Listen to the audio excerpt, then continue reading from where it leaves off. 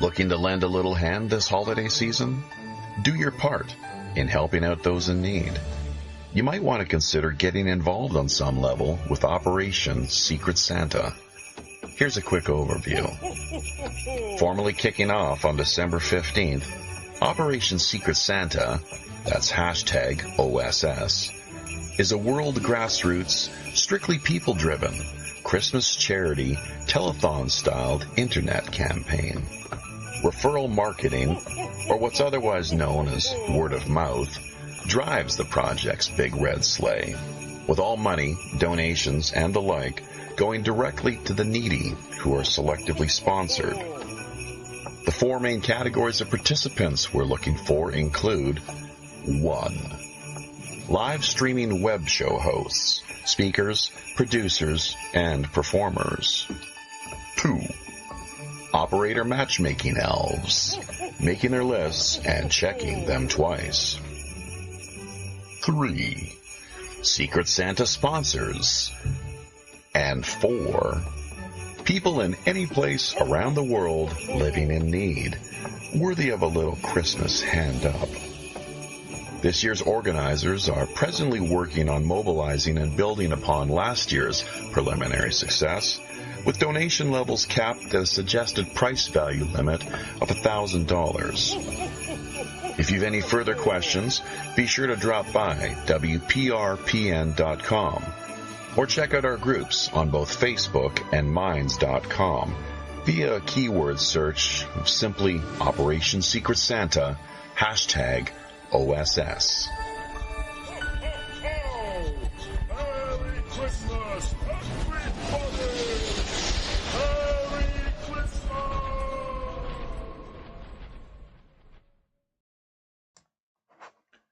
Welcome, everybody, friends, folks, foes, and fellow pirate mateys, to our latest installment of this year's Operation Secret Santa 2024. It's our 10th annual World Christmas Charity Outreach, Relief, and Awareness Campaign Extravaganza. As with years past, 2024's scheduled 10-day telethon has a lot of moving parts. Open sourced and ad hoc, live streaming affiliates, talent, and auction components will all be featured front and center. I myself, of course, am your host, as always, the Robin Hood's Chief Communications Officer, Jaffe Ryder. WPRPN.com is the website we'll direct your attention to. Sign up is free. All you simply need is a username, password, and email. From there, if you have any issues along the way, do not hesitate in getting back to us via our main email, pirate1radio@protonmail.com. We'll do whatever we can to help smooth things over, get you sailing off in just the sort of direction you hope to be. Also, if you have any show suggestions or guest ideas you'd like to send our way, by all means, that's the way you do it. pirate1radio@protonmail.com. It's also our PayPal email address. However, during the course of this campaign, one of our special features, believe it or not, is the fact that we do not directly solicit any donations. This is a unique feature to our campaign, making it unlike any other so-called nonprofit consciousness raising, relief, and outreach project. What we do instead is put you as a potential secret Santa, or for that matter, someone who finds themselves in need, in touch with someone who can either help you or be helped by you. If that makes any sense. It should, if you go back into the archives and listen to a few of our shows. Stay tuned to this one, of course. Check out the show description end of things and fire us your questions, just for clarification's sake.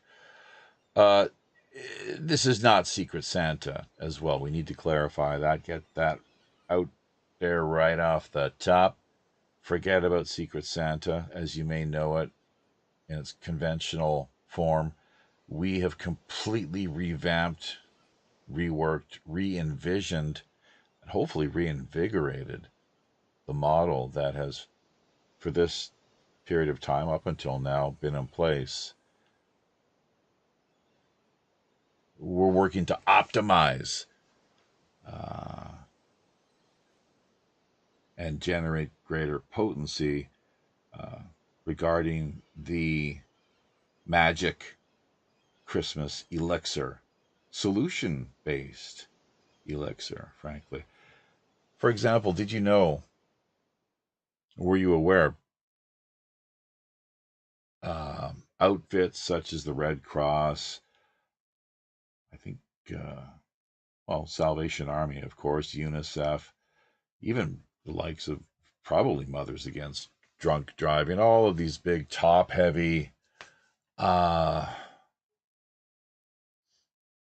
bureaucracies, really, you only find a dime's worth of what you donate ultimately making its way into the hands of the people who you initially intended it to. If you're lucky, 10 cents on the dollar, folks. So that's something which we really have looked at and said, why is this? Can we not approach this in a more, beneficial way? Not for the fat cat, top heavy, corrupt bureaucrats, of course, but for the people out there who really need it. Yes, absolutely.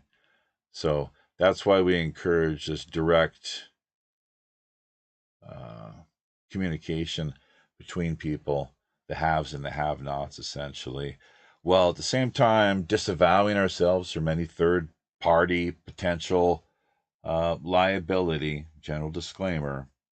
To this point, 10 years into the game, we've yet to run into any major problems, thank God. And when it comes to the solution-based end of things, helping people throughout the Christmas season, primarily, although Boxing Day figures into things as well, even though you won't find us on air at that point. But we'll share a few more things about Boxing Day, what historically was known as St. Stephen's Feast, I believe, something to that effect. But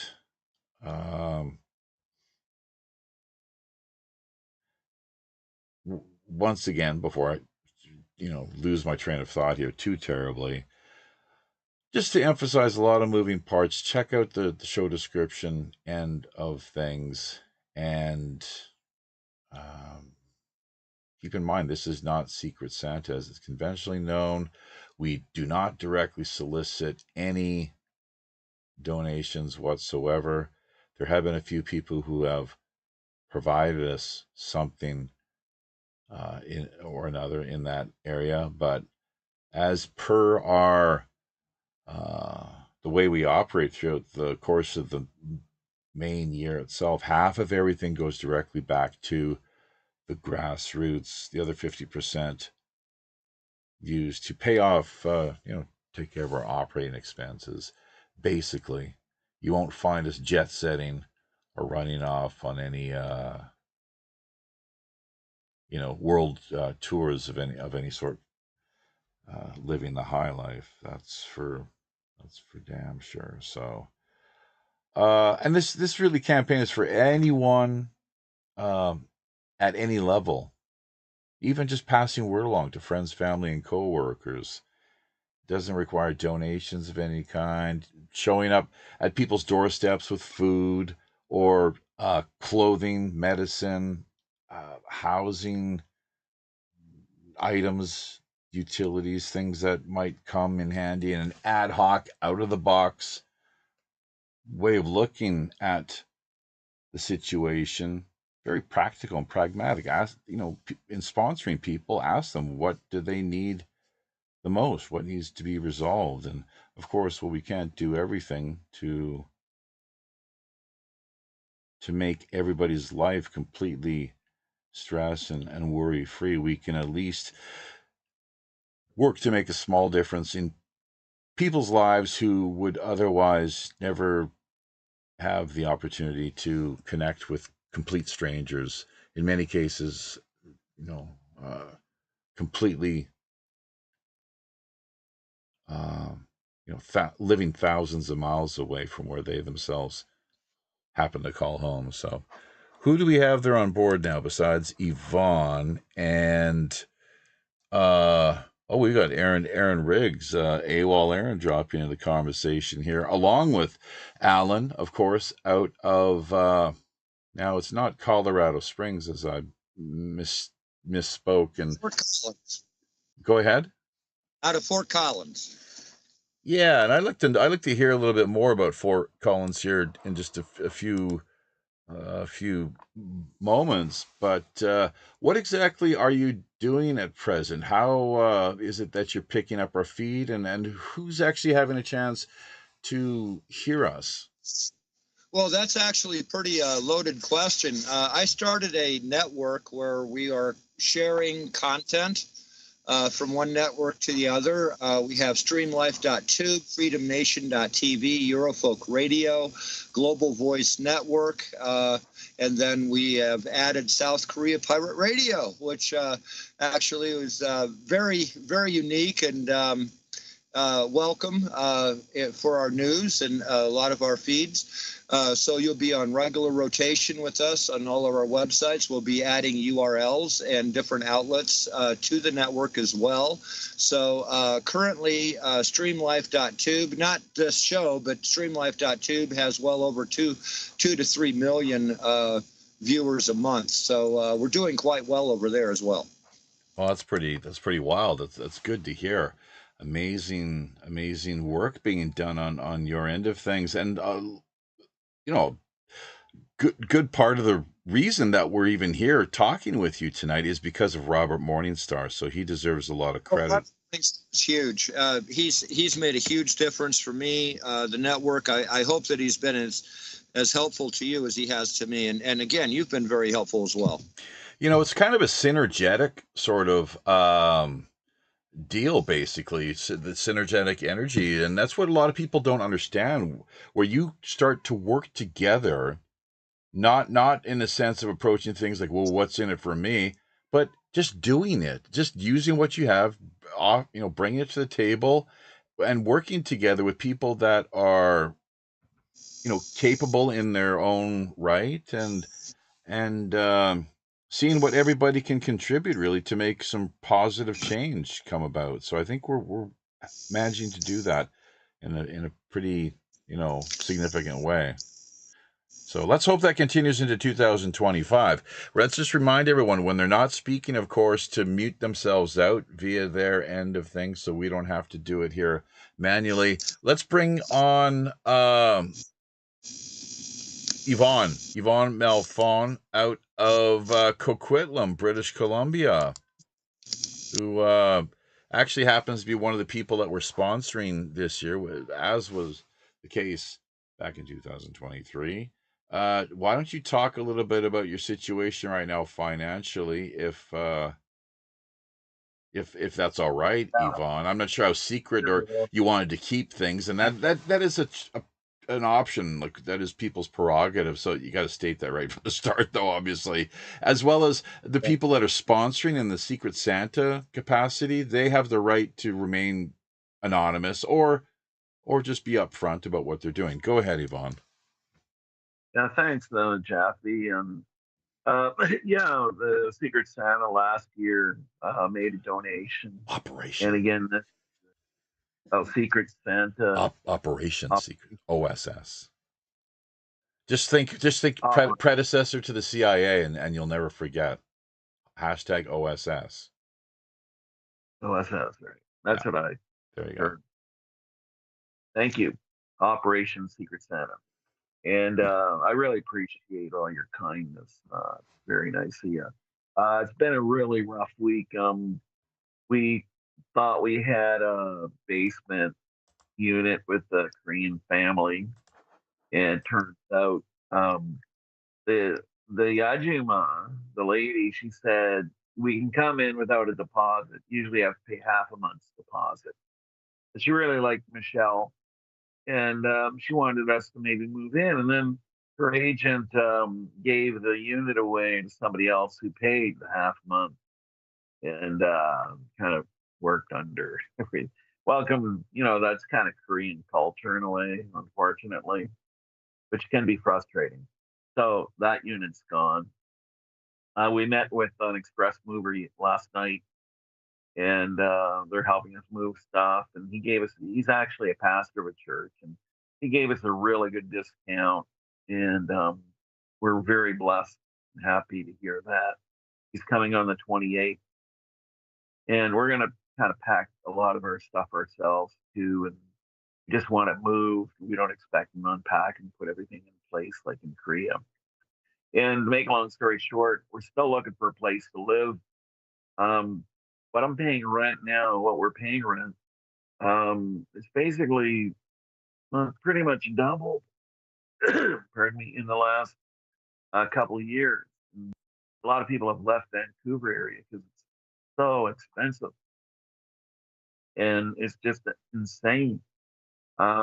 Sometimes you can ask people for a little bit of a discount because it's a bit of a buyer's market because apparently Trudeau's kicking out a lot of people whose visas are not being renewed.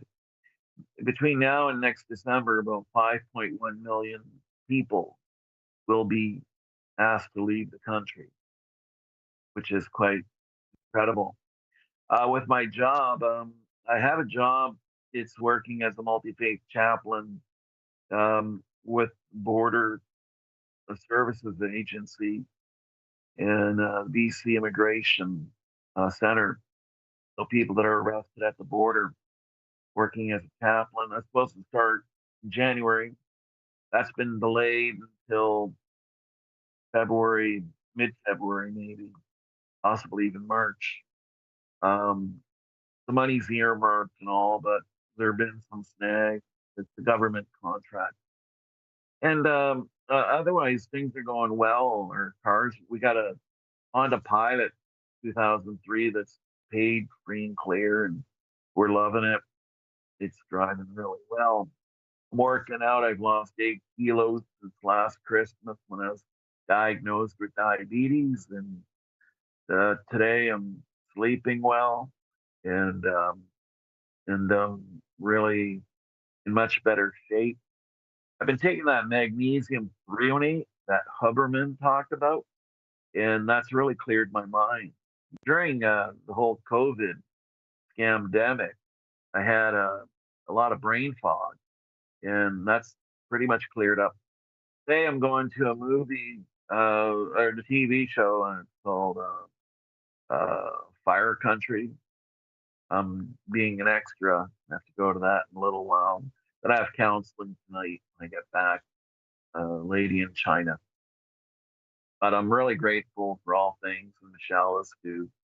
And with the uh, Operation Secret Santa, I'm giving out, usually it's half hour um, per session if you want to come in with me for counseling, life coaching. I'm offering 1 hour, so you can have one free hour, and you're not obligated to continue if you don't want to. An interfaith pastoral counselor, and the focus was mystery and grace. And anyways, I'm not going to hit you over the head with the Bible or anything. I don't bring God in the room unless you do, so don't worry about that. But if you're feeling down and you want to talk, I'm here. And I've been through shit just like you have. It's a silly season. It's really a hard time. And if you want to connect, get a hold of me. Website, harpo.ca. That's Oprah backward, arpo.ca in Canada. And thank you very much. And if you have any questions, feel free to get a hold of me. And my name, by the way, is pronounced Yvonne Malenfant. And in there. Okay. Thanks a lot also for all your support. I really appreciate it. And say a prayer for me if you would. Offer some good juju if you want. Money's really tough. We got to move, and we're down in the hole, as our favorite singer would put it. Thank you. Love you. God bless. Hey, thanks, Yvonne. Appreciate that. So, yeah, last year you were struggling like a lot of people. So many folks find themselves living just from one week to the next, paycheck to paycheck. Sounds like you've got a pretty tough slog there yourself via the Lower Mainland. Although, if this job manages to pan out, materialize, God forbid it actually all just fall through. We've all probably had that sort of experience where you just keep waiting and waiting and If I waiting. can just a little, it's gonna happen. My boss is pretty Right? confident. The money's budgeted, everything. The government. It's $35 an hour, 20 Yeah. hours a week. Good stuff. Newton served. Yeah. So yeah, and I lost my job back in July. I was fired for telling an inappropriate joke. Oh, really? Well, I wonder if we're going to get whacked, if YouTube's going to whack us on the little pirate pee-pee here tonight if you share it with us or not. I think. Come on. Are you really sure you don't want to share? I'd love to hear it. Well, oh yeah, if you want. Like, there are two people. Clean it up a little if you have to. Just Not that. Two people that had epilepsy, and one guy told a joke too, and he had really bad epilepsy. He would fall down and stuff, and he laughed his head off. He thought it was funny. And then this other girl, a young girl, I told, she didn't react at all. She just went to HR and complained. And you can't put down anybody's condition. It's policy of terminated. So the joke is, what do you do when an epileptic takes a seizure in a bathtub? But gee, I don't know. What would you do? You do? I'm sorry. You toss in your wash. Okay. That's the punchline, is it? Apparently so. I get the tossing part, but the rest kind of like whoosh, over my head. But the epileptic thing, you say he laughed his head off. Are you sure he wasn't a leper? Sounds to me like you had the wrong kind of condition. The girl I told, she is interesting because she had her epilepsy totally under control with medication. Even had a driver's license, if you can believe that. And it's like she hadn't had any activity, any problem in a long, long time. And she went to HR, complained, and I said, I think the company needs a union, like they just terminated me. They said he went against policy. You can't put down someone's condition. And he said it's a joke, and I apologized. They said sorry, and because I was terminated, I couldn't even collect UIC or employment insurance. Oh, that's crazy. Have those rules changed in recent years? Where if you're fired, you're then disqualified from unemployment insurance? Yeah, it's crazy, huh? Oh my God. Wow. Yeah, you have to be laid off. Okay. I hope Robert Stanley comes back. So I'm not sure if somebody said something that offended him or not, but I hope he comes back. We were just getting around to down under Antipodes. Yeah, I like that guy. What's that? Guy down under. Robert Stanley? Who's the guy? Who's the guy who was in the other day? He's from down under. From Nativity. Australia? Are you talking about Alan Mosdale? Oh, I know. Yeah. He's a cool. Yeah. Morning, Robert. Anyways, yeah, thanks a lot. Thanks for all your support. And please say a prayer for us. We need it. Really stressful. Thanks.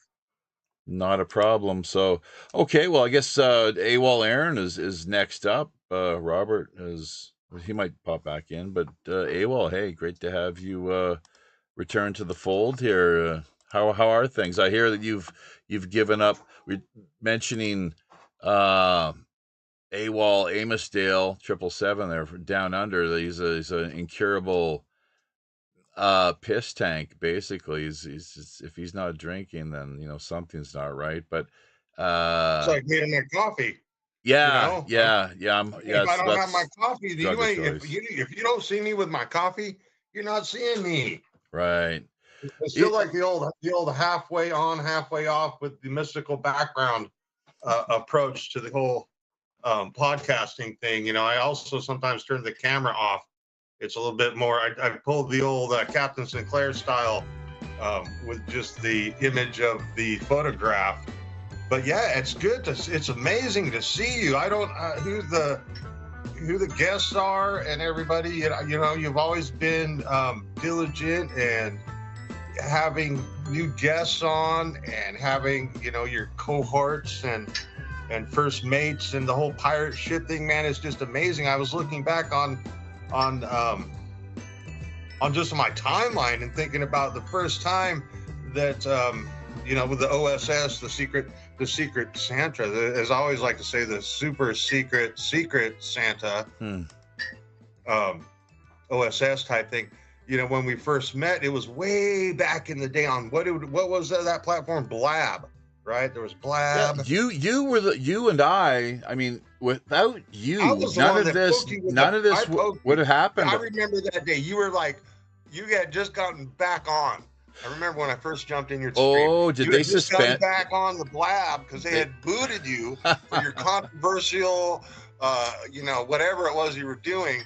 But they let you back on, and you're doing the OSS Secret Santa. So I was like, oh, what's the Secret Santa all about? Yeah. And we had talked, and then I led you along.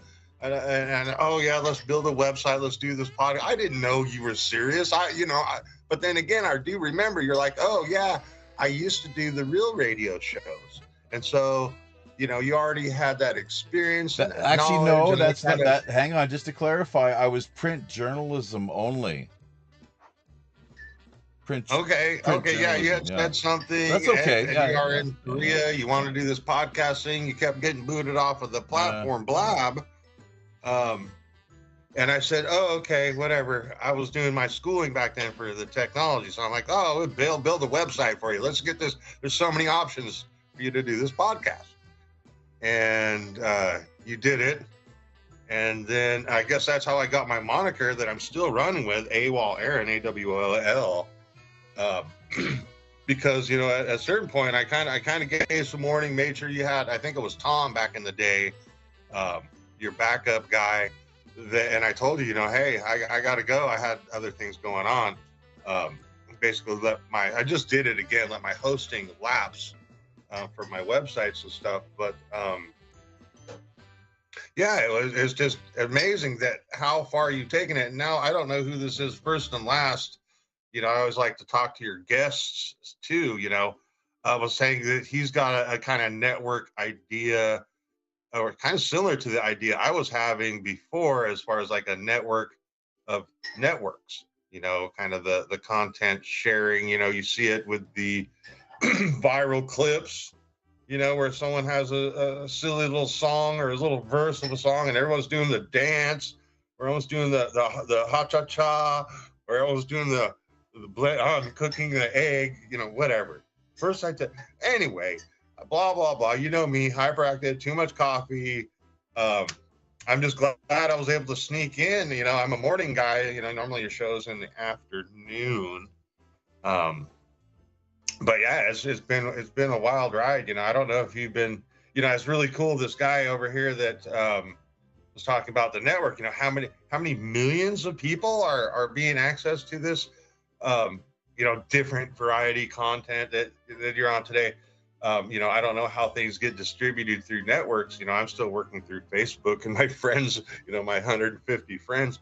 But I'm trying to, I play with technology, Jaffe, and the newest cutting edge technology, websites and streaming and podcasts. That's all old news. We got the AI, we got the technology that you just talk to the robot and it does all the stuff. The robots are coming out in the next few years.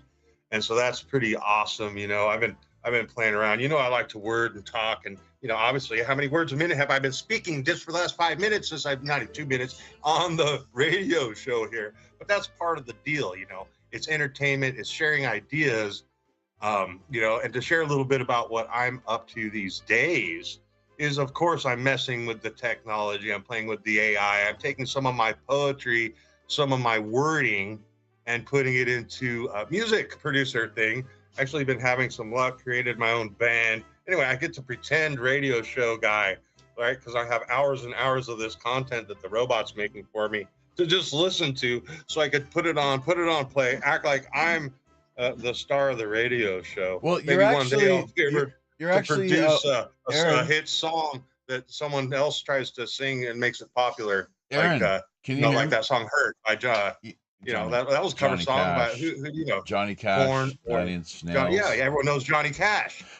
But hang on a second. Let me just remind listeners that this is the same AWOL Aaron who, as far as our news stream is concerned, the weekly World Pirate Radio news stream that we put together, you helped. Well, you were the driving force behind putting together what has ultimately now become our intro theme music.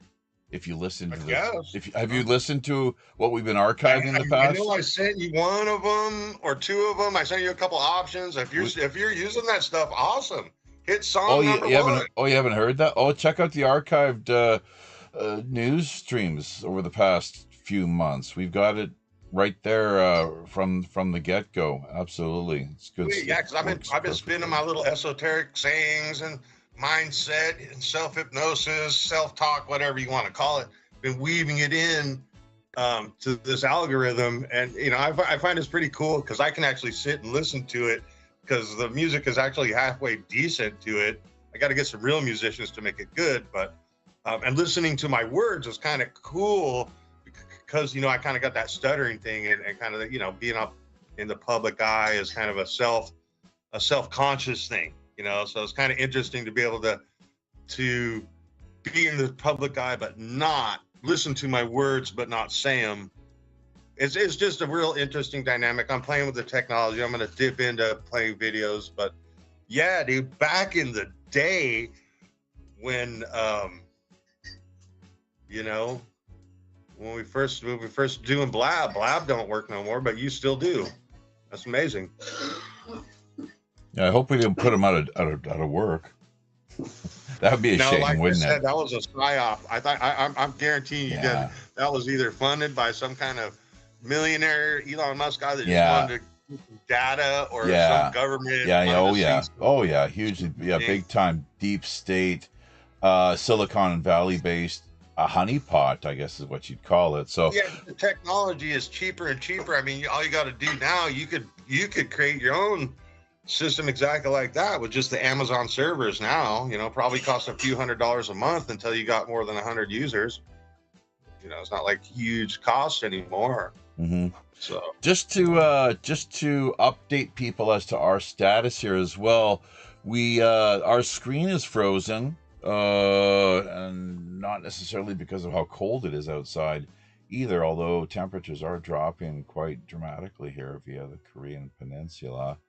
And then we're rapidly coming to that first day of winter, the winter solstice, as it's known by many. And that's one thing with this campaign itself. And that's something I ask most of the people that drop in here, just a friendly. There is a lot of interference electronically all over the world.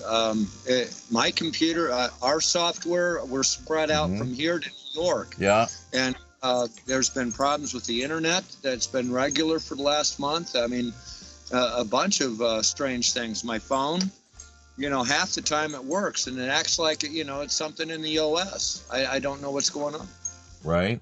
Okay, there we go. It's actually this computer I've got running off a Windows. Sometimes you have to do the Control Alt Delete and then go to cancel, and then it heads back in and it unfreezes itself. It's that petty, really, and is what we're looking at. So you could bet the powers that be are having all kinds of fun with little people such as ourselves out here via these high, often all too intrepid digital seas, making the little, just the small, whatever it is that we're doing.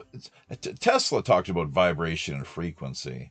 So I like to think that we have a positive vibration and frequency, of course. I don't want to leave this world and have to face our maker and say to him or her or it, just the force, as it were, confess to the Almighty that I pursued a very dark, diabolical agenda while on this planet. It already is dark and diabolical on its own. It seems people get very caught up in some really strange ego-based,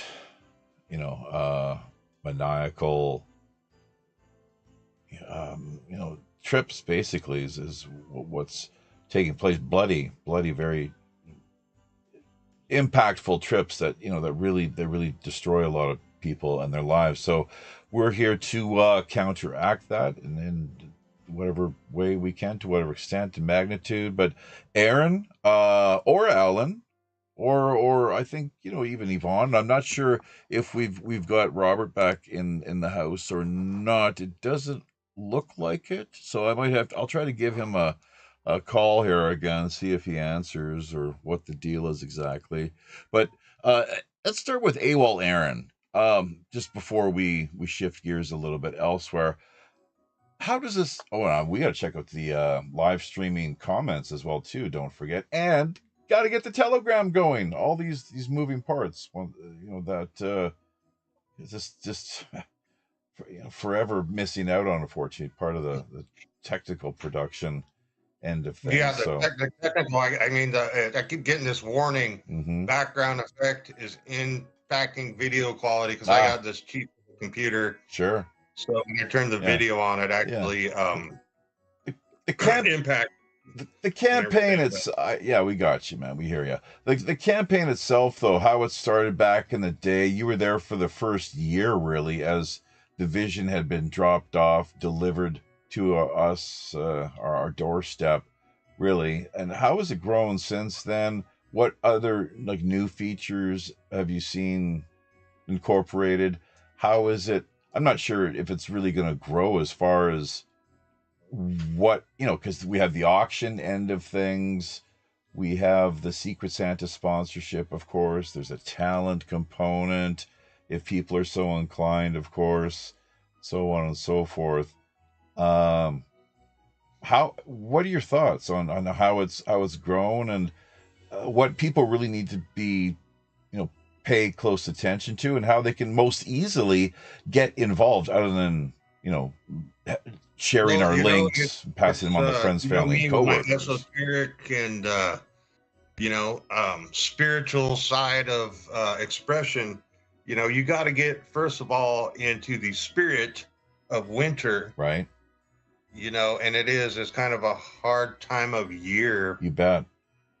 Just as far as just weather. Sure. And, getting through the winter, everyone's busy getting their firewood, making sure that they're set up to have family or whatever visiting. Mm-hmm. So I think that's probably the primary thing is, be a local kind of, I know your other guy said, he doesn't bring God into the story unless someone else does. Well, I'm going to bring God into the story because that's what it kind of boils down to, whether or not it's the integrated pagan or non-conformist, lunar, Wiccan. It's like the word, it's like the image. You're not supposed to make an image now, are you? And it says it in and of itself, of existence, not to make that image. So in a sense, you know, you take on that spiritual essence of what they call in a lot of circles, you know, the Christ consciousness, all this mindset and New Age spirituality, you know, but in essence, that's what the holidays is about, you know, is taking on that pure spiritual natural essence of our existence and giving where you can, you know, if that's giving of your time, giving of your going out and singing carols to lift the spirits, or you know, I always like to go feed the homeless, do the lunches, do the donations on that. Help the neighbor. Insert. It's always the best. Top of the hour. We have another show starting at the top of the hour. I would like to tell a little bit of a story here. Back in the day, now mind you, I'm 62 years old, and Secret Santa may have been started or may not have been started when I was a child, but I was about 7 or 8 years old, and Christmas come around. Me and my mother were eating rice and raisins. That's what we had for breakfast. We didn't even have oatmeal. It was rice and raisins, and rather creative lunch with rice and things like that. It was an extremely poor time. It was in the early 70s. My mother was on food stamps, and it lasted a couple of years. So the first year, my mother had gone out, and she had gotten this great big box, and I had to take about 20 different boxes together and tear them apart in order to get to my present. And the present was a Timex watch. Now, that would have been a little bit like getting a cell phone today, getting a Timex watch, a higher-end Timex watch, which I was very happy with. But unfortunately, that's the only thing I remember of that Christmas. The following Christmas, however, there was a benefactor in town that went out and selected all the kids in school. He had gone and talked to the teacher, and he had donated like $10,000. And out of that donation, there wasn't a kid in school that didn't get clothes, that didn't get toys, that didn't get, and the difference between the two Christmases was astounding. You make a big difference when you make these donations, people, and the difference is to our future, because these people that are children now are going to be the adults later, and the empathy and the security of your home, if you can establish that as a child, then it carries on to later in life. And I wish I could find that guy that had donated that money, and I'm very grateful for having that. But it was definitely, the two Christmases with stark contrast, and it made a huge difference in my life and the other kids in school that I knew. Again, I have to cut at the top of the hour, but nonetheless, I wanted to include that here because I really wish I could find that benefactor and thank him. You actually have to drop out of the chat. Is that what you're saying? On the hour, go to another stream. Show. On the hour, we have the Roger Sayer show starting on the network. So. Oh, you have to head over there, is what you're telling us. You'll still be able to carry our feed, but you have to connect with the other show directly via Skype. Yes, feed will remain on HN5. Now, if you go to homenetwork.tv, you're going to find 5 live streams, all 24-hour live streams, all different programming. We have relaxing music. We have story time or audio books, like for the office or to just simply go through your daily routine. We also have South Korea radio, pirate radio, on Channel 5. And on Channel 4, soon to be, is going to be similar to that of MTV. So we're going to have it all there. And I hear a cat. Oh, I know. I'm just, someone's going to have to take over. I want to know more about that. I didn't even catch your name there over there in Chicago. Tankman Alan Fredrickson out of Not Boulder, Colorado, and not Colorado Springs, but why is that? It's a military town itself. Fort Collins. We're as far north and actually still have a population in Colorado as you get. We're the biggest town on the north side. Nice.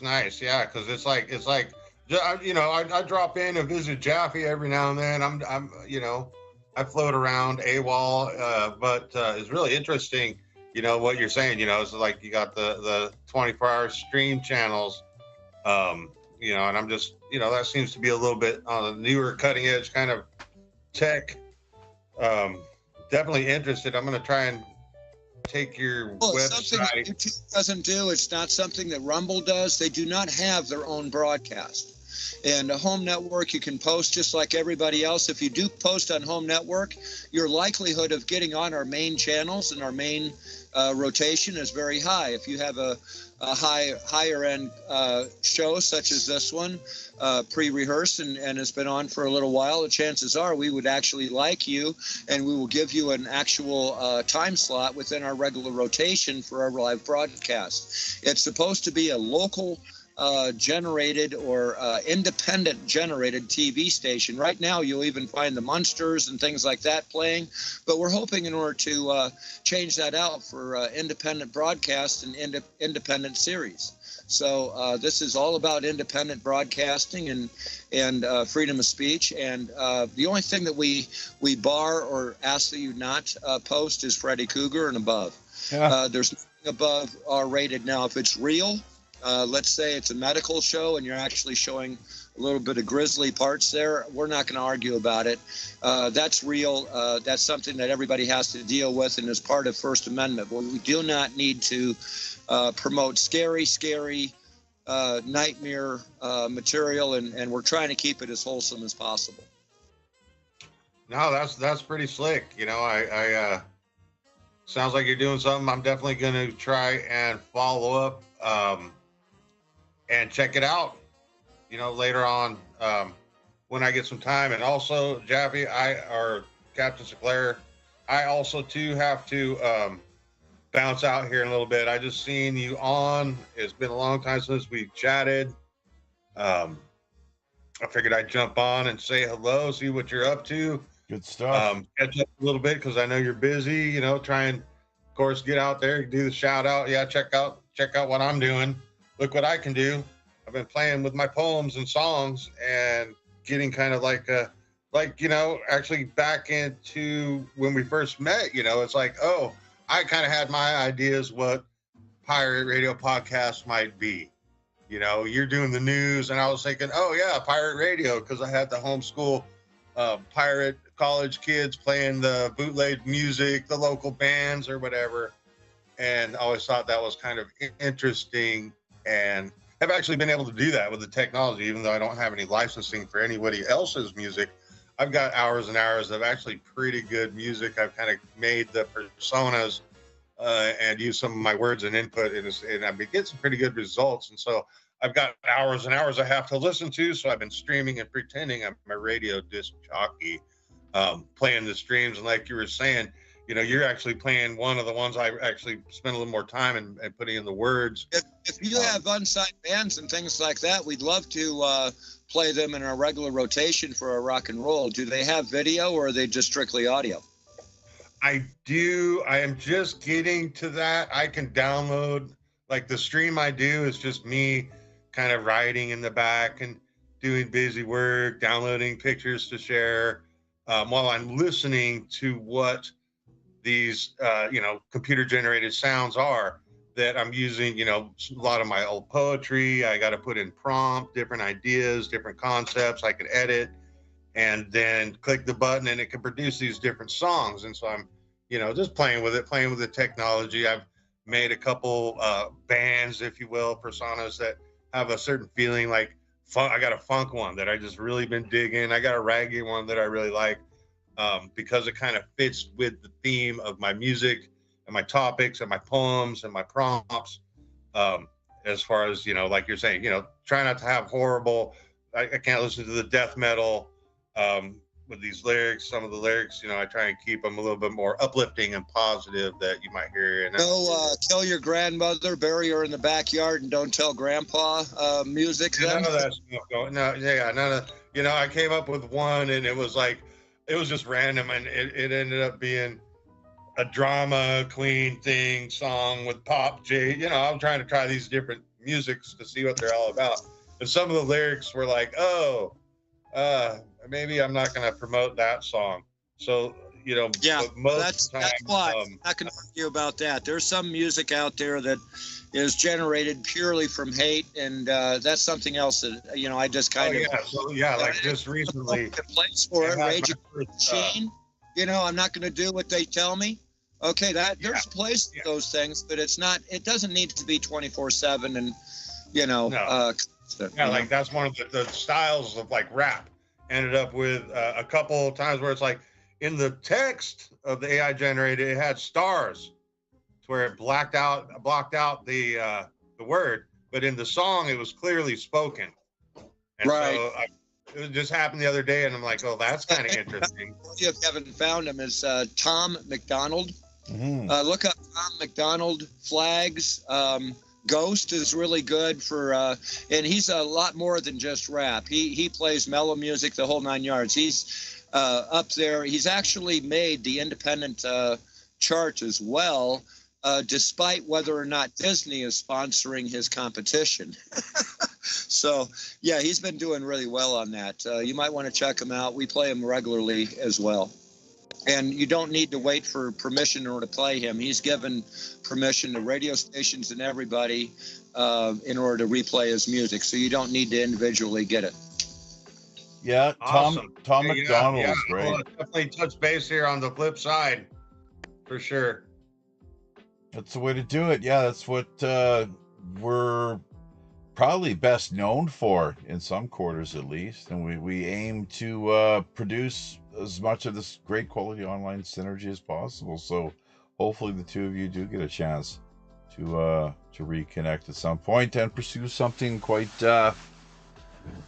beneficial to everyone. So let's see, we got about 5 more minutes here left as far as I guess Alan, just a few more minutes before he's got to cut away.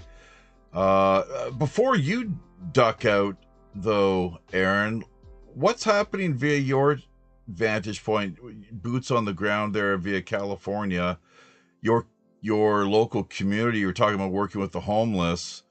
What actual projects are underway, and Christmas related, that is, of course, that are some benefit to the people out there that are really in need? As far as what I do now, I really don't do. Once in a while I'll go during the summer, hand out waters when it's super hot, but that's kind of what's partially driving my concept of, okay, I've got a little creative juice about my poetry and my words and my lyric writing. And I really always have wanted to put some of my poems to music, to have a band or something play it. So, being able to work with technology, what it is, mix and choose my beats and choose my styles and tempos or whatever, and put my words in, I can see that it could become lucrative. There's people doing it up the yin yang, using the technology to make these videos and AI, voice overlays, marketing. And so I'm having fun with it. There's going to be a point, Jeffy. I'm going to tell you right now, there's going to be a point I'm making money. And so I'm kind of pledging half of that, any money that I might generate out of any of this music production thing that I'm doing. I have studied music. I've never been a great musician, but I can keep up. People give me a few chords, I can play along. I like improvising. I do like poetry. I've been told I can actually sing halfway decent, but this gives me a little bit more freedom to sit down, do the writing, do the composition of the stories that my poetry writes. Put if that I can interrupt just real quick. Yep, let Alan jump in. Aaron, let Alan jump in. Yeah. I'll mute out. Follow this show. You can go over to homenetwork.tv and channel 5. Go over there and follow this show. Meanwhile, we're going to be cutting on the satellite feeds. We're going to be all cutting over to the Roger Sayer Show. Thank you for tuning in. May your God be with you. And I will be back on this show in just a moment when I get these switches done. Thank you so much for having me. Thank you. We'll talk again shortly. Good stuff, Alan. So, yeah, Alan, Techno Tank Man Fredrickson. So, via Colorado, USA. Aaron, so this Christmas, what are your plans? And are you able to what are you able to contribute to this campaign this year? Oh yes, the Jaffe campaign. You know, I know that was one of the first things I did was the hosting, but I gave up my hosting. Right? You see, that's for whatever reason, and I don't know. I might still have the old domain name that we originally registered. I might have lost it because I just quit. I did the same thing where I'm like, I got to cut off from that part of what I was trying to do online. And but so what I'm doing here, I don't know if you heard the update, but if you heard the update, you know, I'm not a renter anymore. I'm a bank. That's South Korea. I wasn't telling you. South Korea, okay. I wasn't telling you to shut up. I was telling Alexa to shut up. Come on. He was. They were telling. Somebody was telling us to shut up via South Korea. What is? Who's this? Are we under martial? Are we? I think he's telling us we're under martial law again. Is that what's going on here? Martial law. Everyone's got to pipe down. I heard about that. That's crazy. How was that, Jaffe? I heard about all that. Yeah, we can get into that later. What I want to hear about though is what this year's your campaign contribution. What you can. Oh my! What am I? Well, I don't know. I mean, you know me. I'm kind of broke. At least I'm covering my mortgage. I don't have a bunch of money. You know, I could write someone a poem. You know, I have an awesome poem that actually I was in Las Vegas, and one of these buskers. I know you're familiar with the busking situation. I don't know if you still busk with your guitar, but one of these buskers writes poetry, and so I had to make me a poem that I really liked, and that was like one of the best things, a gift that I've ever had. So I could write someone a poem. I could use my technology to make a song for them. You know, like that's very cool. You know, that's very cool. In fact, I think you could easily you could do 5. Almost like a consult for you could a do website 10. or I business think we could production or something like that. You know, I'm pretty familiar. How many? With the 5 or 10? Different people. A poem, a person, obviously, but 5 or 10. Oh, I don't know. The busker, she did it. I just gave her a handful of nickels and a few. They weren't wood. They weren't wooden, were they? What? No, they were. That might have been silver. They might have been gold. You know, you're never supposed to take it's a very interesting nickels, thing right? that happens there in Las Vegas when I'm. But it was probably some quarters and you know, some flowers. How did you end up in Vegas? What was the deal behind that story and adventure? Oh gosh, I used to go there a lot, Jaffe. I used to go to do. Where was that time? That was helping a friend, giving him a ride to his mom, who was staying with their cousin or whatever. So taking him there, and that was that. How was that in the last year or so? No, that was like 3, 4, 5 years ago, 6 years ago, I guess. I think that's a great idea. What you've got there as far as your poems. That's perfect. That's a brilliant... I know, auction it off. See if anybody will give you $1, $2, $5, $10. You know. Okay, yeah, that's perfect. We'll work out something here behind the scenes. $2 or $5 like a busker. Write the poem, whatever you want to busk for. You know, I'll write you a poem. Give me a few words. You know, what was your thing? Okay, it was. I got it right here. I got the poem right here. It's hilarious. You'd love it. Pledge of some sort is all it takes, really. And that goes direct. Now, when people do make pledges and you know, in support of something like this, just what we ask is you actually use that in support of someone who is currently in need throughout the Christmas season, and just take a picture of your receipt essentially, and send it to us. Oh, we have Robert Stanley. Is he back online with us here? He may be. Robert, I'm here. You know, you just hi. cut out. You cut out right at the time where I was going to actually bring you into the conversation. Sorry about that. Yeah. Hang on. My wife's asking me a question. Yes. Uh-oh. The wife, Taiwanese All right, so there, wife. you got it. She said it's okay. It's all right. It's all right. I'm good. She's giving you permission to play for a little while, has she? Yeah. So, have you met Alan? Maybe you have, actually. Alan, who helps to run HomeNetwork.tv in conjunction with it's a project that Robert Morningstar Oh, has. yes, right. Yes. Hi, Alan. You guys know each other? Mm-hmm. Fort Collins? I think we've met, yeah. Colorado. Yep. How's it going? Hi. Now, yeah. And now, Yvonne, have you met? Aaron hasn't, but Yvonne, have you? If not, introduce yourselves, gentlemen. I believe so, yeah. Yeah, I think we've met before. This is Alan. How you doing? Hi, I'm doing well, thanks. Yeah, I was able to rejoin after I got the other one started, so. Good stuff. Yeah. Yeah, he's working multiple streams right now. So, have you checked out HomeNetwork.tv, Robert? No. Not yet. Oh, you might be interested. Please join. Yeah. Okay. Please join. It's absolutely free to join. You have live streaming and you upload. Unfortunately, we're trying to set up so if you do live stream, it'll save. Currently, that's not the case.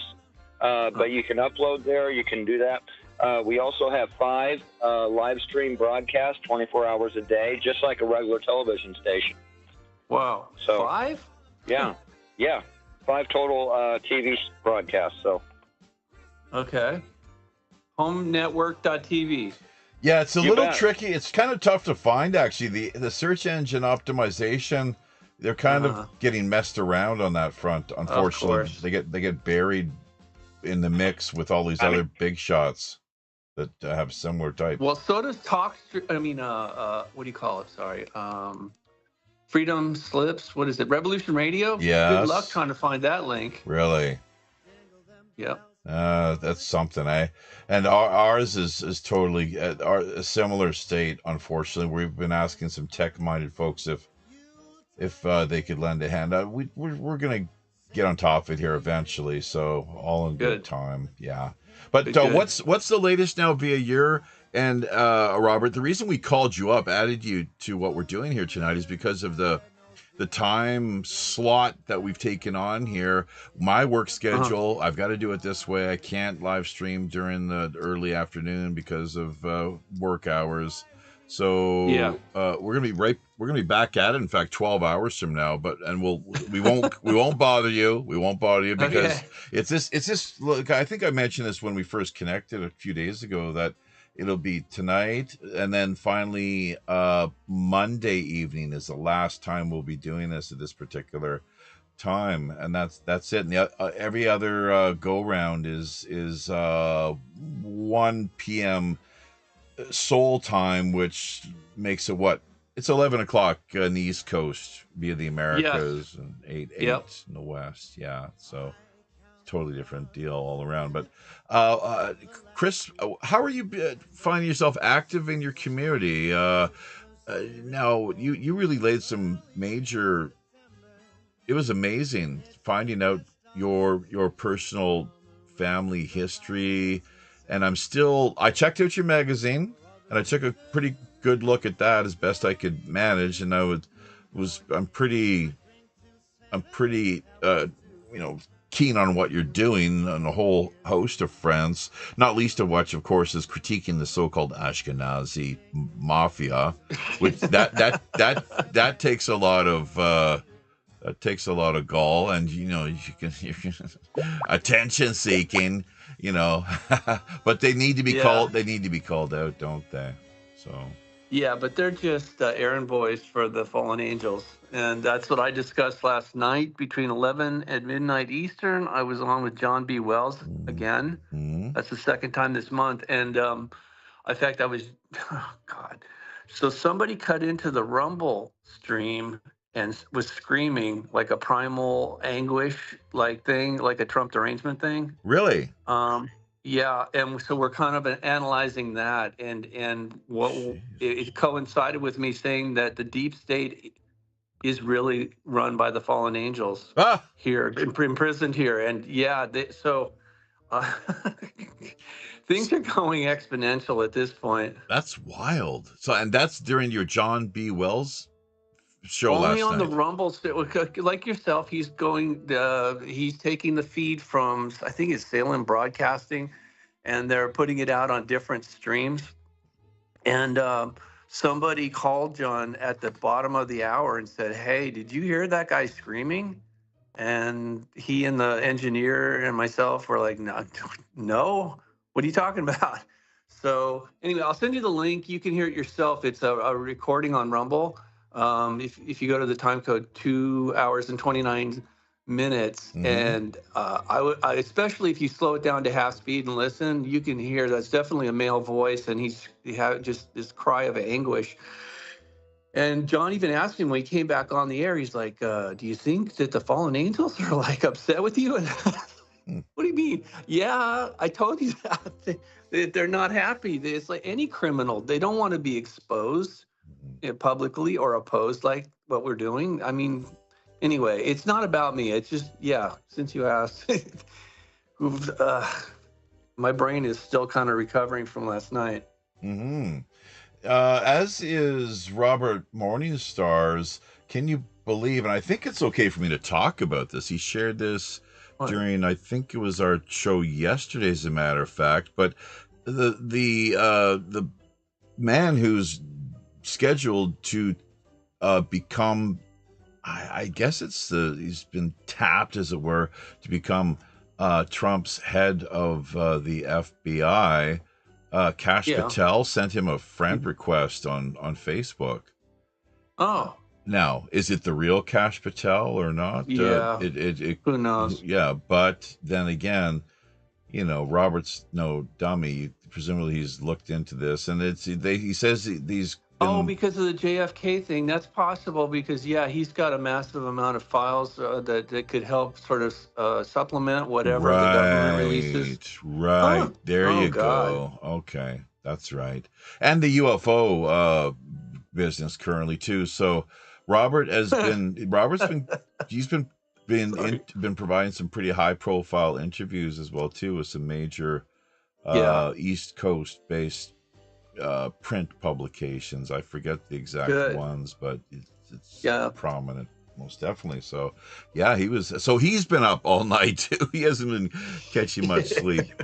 We're not quite at that level here ourselves, but we're folks such as yourself and Alan and just everyone that continues to show their support. It's really helping to provide the momentum that we need to further expand our reach, as it were, get the word out. And here's the thing: anyone can do what we've been pursuing the past now 10 years with the format, formula, and approach. It's really that easy. A lot of people think, oh, you're just asking for money. Guess what? We're not asking for money at all. Period. We're asking that you help other people out. That's what we're asking. Not you necessarily, but people of means sponsor somebody, and they do so anonymously, potentially. That's why it's the Operation. It's not Secret Santa, by the way. It's Operation Secret Santa. A lot of people, they don't understand what we've done here, and that we've really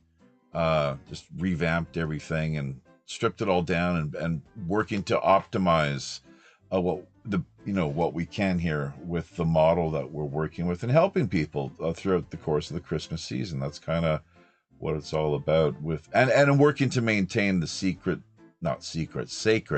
maybe secret, there's a few secrets kicking around as well too, one never knows, but sacred spark and fire, the flame that is so vital to our survival, that we wouldn't even be here if our forebears had not done so. It gets pretty cold come the deep dark recesses of winter. So That's I think on an esoteric type level, Christ is a big part of it, of course, and you can look at the pagan context and whatnot, and a few other angles, but that sacred spark and the fire and flame, which Roger Hansen, who I don't actually, you might have met the other night, as a matter of fact, if memory serves. Oh no, that was Sonia, maybe perhaps Sonia Galactic, Sonia, yeah. Out of Arizona. So, but he talked about the Zoroastrian and end of things, which you're presumably familiar with. Is that not the case? Oh yeah. And that goes way back to the war, cosmic war between forces of light and darkness, correct? Yeah. So here's the thing. If I didn't mention it before, and I was able to get it out there last night, reach a lot of people.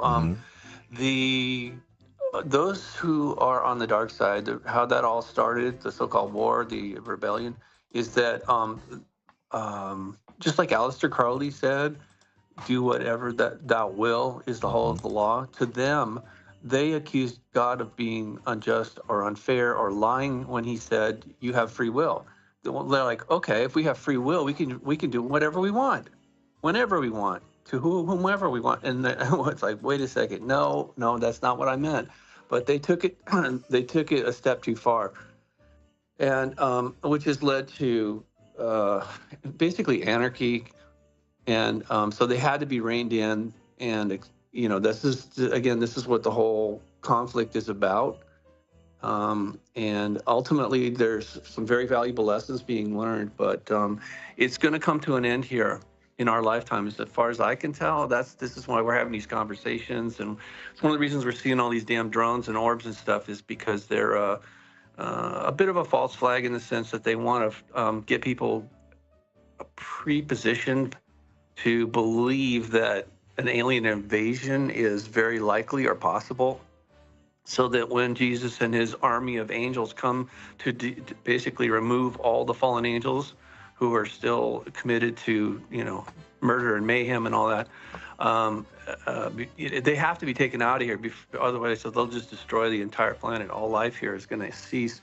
But when they show up in their starships, then that's going to be called an alien invasion, when in fact it's actually a liberation. And so it's going to confuse a lot of people, but ultimately the result is going to be phenomenal. And, God's divine mercy will prevail over all of this nonsense. Are you familiar with the Neil Young song "After the Gold Rush"? Yeah. It actually might have been a title taken from one of his album releases too. Yeah, but that you're talking about the one where the silver seeds are coming from the spaceships. The silver spaceships, and the sun, and the silver seeds, yeah. Grant Cameron, who we've had on the show a couple times throughout the years, he is drawn to our listeners' attention that it is that song "After the Gold Rush," along with Led Zeppelin's "Kashmir."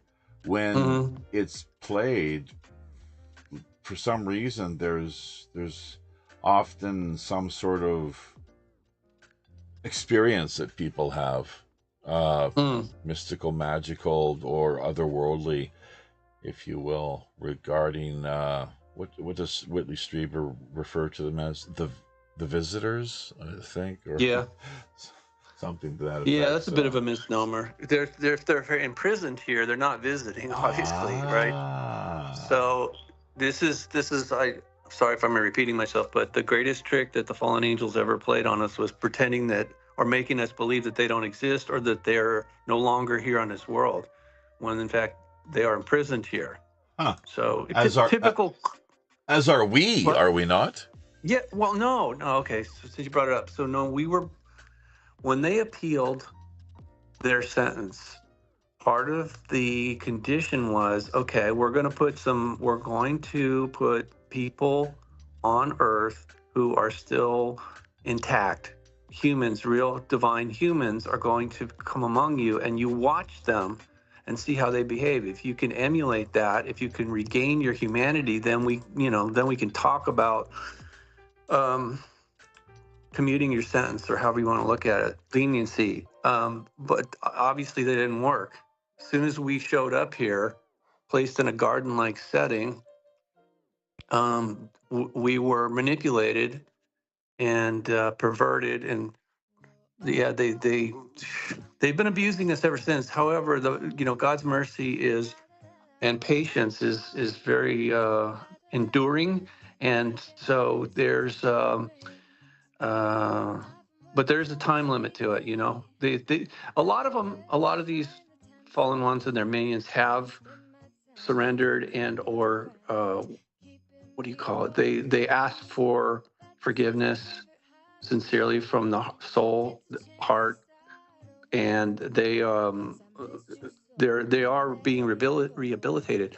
But there are some who are committed to this path of destruction. So they have to be dealt with because they're dangerous to themselves and others. And that's, again, this is why it's going to freak people out. I know a lot of people aren't going to understand it fully, but it has to happen.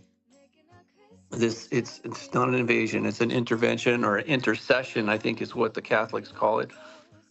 When God intercedes on our behalf to resolve this. It's not just Earth either, by the way. This is a big deal. What's going on? It's gonna come to a crescendo here, conclusion, whatever. I do need to jump off the line because my wife really does need my help with some stuff. Okay. But thank you for having me back on, and I'll keep in touch with you guys. Yeah, maybe we can reconnect Monday night if you're around. We'll work on that behind the scenes, and if you're not available, fine. If you are, we'll make it happen. But whatever the case, Merry Christmas. Thanks as Merry always Christmas. For your input. Yeah. Thank you. Happy sailing. Thank you. Keep up the good work. Oh, you betcha. Thank you so much. Awesome. All right. See you later. You bet. Bye. So, yeah, and then there were three. Yvonne Malfont had to duck out, too, just a number of minutes ago. And we've actually got to wind things down, as a matter of fact, because it's about that time. It's getting to be about 1:30 in the morning here. And we've got to be up and kick off another live stream in just a little under 12 hours from now. So, AWOL Aaron, did you hear much, if in fact, anything at all that Robert just unpacked, or not? Or is maybe it was so overwhelming for Aaron that he actually passed out. He's fallen off his chair and no longer responsive. So yeah, that could be very well be. Alan, you have anything to contribute, if you're able to, regarding what Robert had to share with us there? Actually, and before we do, I'm sorry about this. Let's just, there are listeners out there via the chat end of things, and we're getting a few comments here coming our way, courtesy of YouTube, Facebook, D Live, and elsewhere. Matt Imber, along with Matt, waving it around. Aaron's contributions. I think Alan forgot to mute himself out there while he's working on disciplining his puppy. So, James Easton, hey Jaffe, kudos, the Christmas spirit and your drive for helping out. Merry Christmas to you from London, Ontario. Fred Gingras, salute, Merry Jaffe, pour votre travail. Thanks for your work, is what he's sharing with us there, trying to say en français. Thomas Santo Pascal, courtesy of Colorado, is another contributor, someone we're looking at. There's someone who was in the hospital not so long ago. Good to see him. As with Alan, Techno Tank Man here, Fredrickson, doing a lot better on the path to recovery. So hopefully managed to stabilize the health situation. Matt Imber, stating that is not the real Kash Patel. And Robert knows it. I am Patel's Facebook friend too, and he just sent me a private message. I'm ignoring it. I don't think that you can find a documentary on JFK that doesn't wind up mentioning Robert Morningstar or Robert Morningstar's research. So I believe that that's probably genuine. Could be. And maybe his office is embarking on some sort of campaign, public relations campaign via Facebook. Robert F. Kennedy Jr. did make it clear in the lead up to this recent presidential election, saying that it would be decided on the basis of podcasts, really, that would determine who came out on top. And that's exactly what we saw. The story, the official narrative, is that Barron Trump was responsible for his father finally deciding to make the rounds via the likes of Joe Rogan and others. And of course we saw how Camel Toe did not, she completely was incapable of speaking, and I think largely in fear, of saying anything that might cause her or lead her to have to respond in one way or another, or justify her statements, claims that she was putting forward, answers that she was giving. And it's no surprise that she did lose out. So who's really to say? I don't know. I really don't know, one way or the other. I just took Robert's word for it, on the face of things. I had old man Jacob Rothschild reach out to me just a few months before he died, as a matter of fact. Maybe he would have lived a little longer if I hadn't have, denied his request. Had met him? You did? Is that the guy that died in the fire in California? No, that was rather peculiar too, wouldn't you say? It was. And the fact that he was actually trapped in the house, apparently there was only one way in and one way out, and that was the front door or the garage, and the garage was full. So this super rich guy in a house that there's only one way in, one way out? He was a hoarder, and he had packed the place up so that a fire department couldn't get in and stuff like that. The exit from the garage, they couldn't get in and get any hose through the garage or anything, so that just left the one entranceway, which was difficult to get. You had to climb a bunch of stairs and turn a sharp right in order to get to the front of the house. Oh, man. And, yeah. That's interesting. It's tragic, of course, but the psychology of people that hoard, what it is exactly, and what is it that compels them to do so? I have no idea. It may be a prerequisite to becoming a billionaire.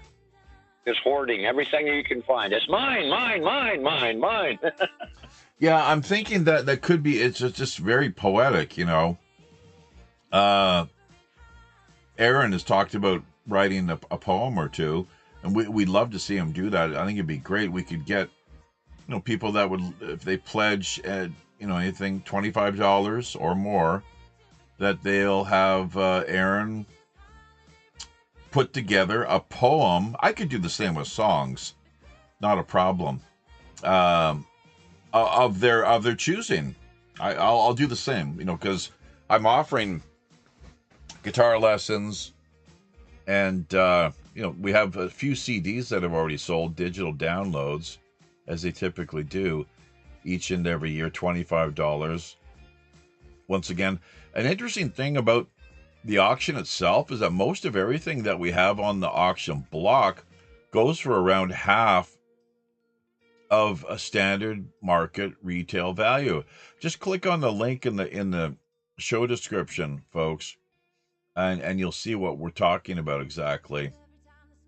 Steve, it's mostly this is one of the things we have to update, as soon as possible, along with launching new 2024 merchandise, t-shirts and coffee mugs. Everything is still locked into last year as far as the the branding is concerned, what people can get their hands on, but it's all for a good cause. We only pick up $1 or $2 off the sale of each item as well. So most of it, speaking of hoarding, unfortunately, goes directly back to T Public, Teespring. Is basically the two outfits that we're working with currently. Now we've been trying to iron things out with Sonia Galactic, who Robert met the other night. Unfortunately, all too often it seems, as talented of an artist as she is, all too often when she connects with us, she's under the influence of what exactly, I'm not sure, but I think most of us probably know what that's like. I don't know, Alan, if you have struggled with any substance issues throughout the years. Back when I was younger. Yeah. Yes, I was. Actually mainlined way back in the day. Back in the you're 70s. Talking smack, are you? No, actually, pollutants. What you do is you take pharmaceuticals and you boil them in order to get the medicine out of them, and then use that in an injection. Right. And I was doing speed and stuff like that. Yeah, honestly, for me, it wasn't a struggle because I didn't really enjoy it. Right. It's something I did, I think, for 5 or 6 times. It was part of the crowd. There was other people who was doing cocaine, heroin, and everything else, but I didn't feel comfortable doing that. It didn't have any security as far as I was concerned. It wasn't pharmaceutical. At least the pharmaceuticals I knew were not, poisoned. Like that's Elvis. Yeah, you're familiar with Elvis. That as long as a doctor wrote the prescription, it was okay as far as he was concerned. Right. You could. But mind you, this is back when Elvis was, still at the top of the charts too. So. Well, yeah, I did quite a few stupid things in my day. Mm-hmm. Oh, we all. I was going to ask you. Yeah. I was going to ask you, since this is a radio show and part video show, if you could explain to me and the audience. Let's say I wanted to reach out and just simply make a difference in one person's family or something. How is the process in order to become, part of the Operation Secret Santa? Well, we have their particulars here. For example, Yvonne, who was with us just at the start of the show, with where they live, how they can be contacted, details surrounding their personal story. Stephanie Wilcox, we're sponsoring as well, along with Katie, out of two ladies out of New York. One is a mother of, I think, 3 kids. And her husband, a former military vet. They're all struggling, strapped with health issues. Katie out of New York State once more, but we have their email address information.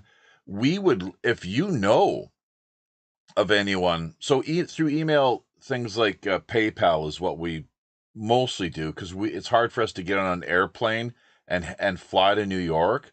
But people listening to our live stream, or people who either can directly do so or have friends who are based out of New York State and maybe in close vicinity of these people, or Vancouver, or wherever the case may be around the world. So it's very ad hoc, and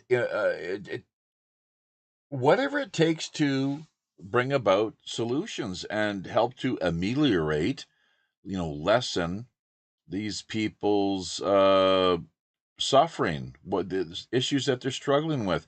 We like to refer to it as the pirate's might, which we've brought up a couple times in the past here. It's a story from the Bible, I guess, that also you find in the Buddhist tradition. Very interesting, these parallels. There's a lot of them. Scholars back in the day,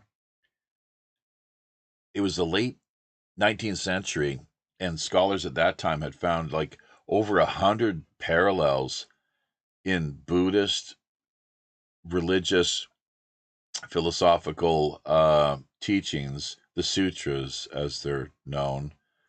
Interesting how Muslims call there's I think it's the surahs, but like these are like sutures or stitches essentially, and over 100 plus parallels between Buddhist teachings and those that are found in the Gospels.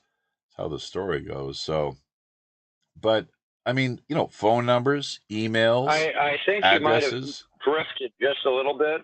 My question is, Right. if I wanted to initiate in order to get some presents and stuff for a family, Yes. where do I go? Is there a telephone number in order to call? Things like that. Well, who are you sponsoring? So can you give me that information? Yes. Well, yeah. I don't know who I would sponsor. I mean, tell me how to get started on this.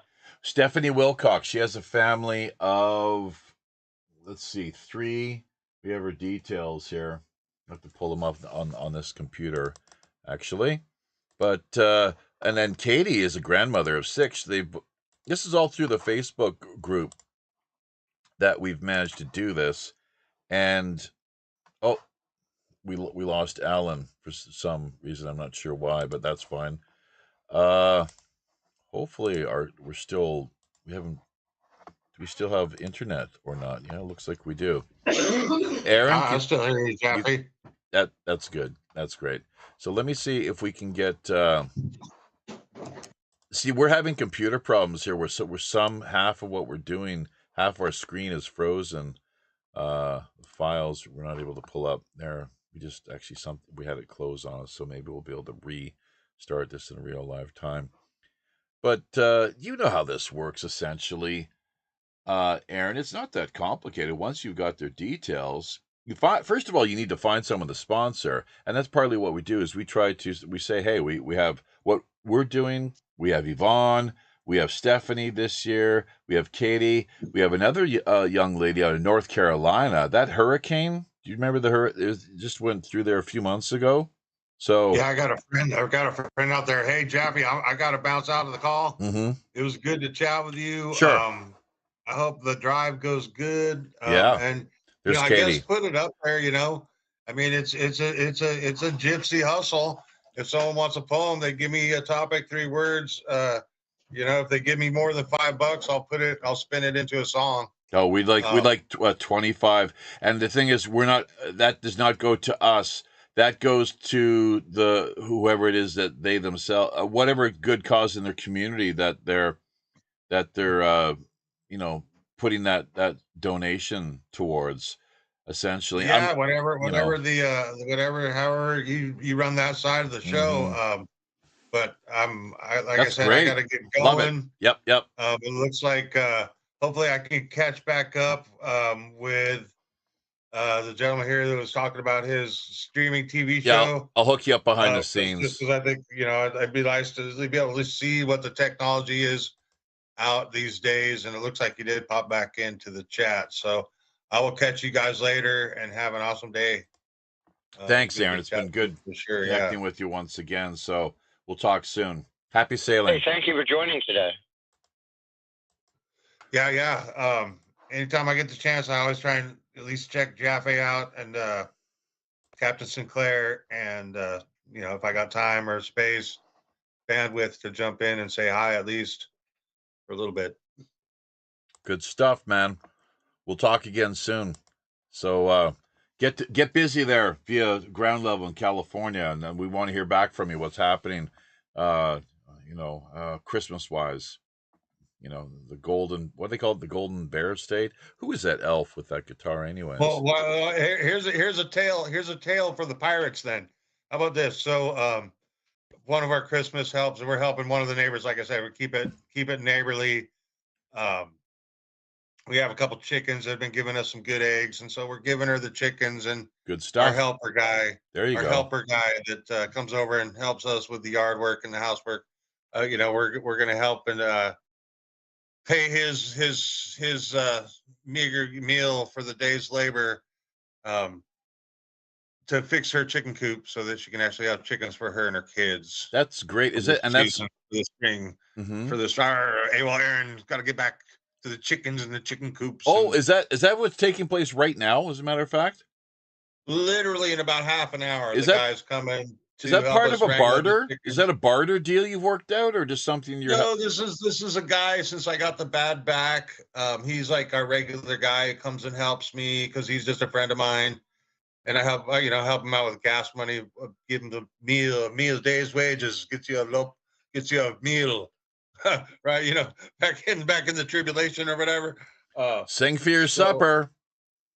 yeah, you got to work that whole day. So he's going to come and do the chicken coop over there where she's already got one chicken. We're going to give her 2 more chickens. We actually got the chickens from her.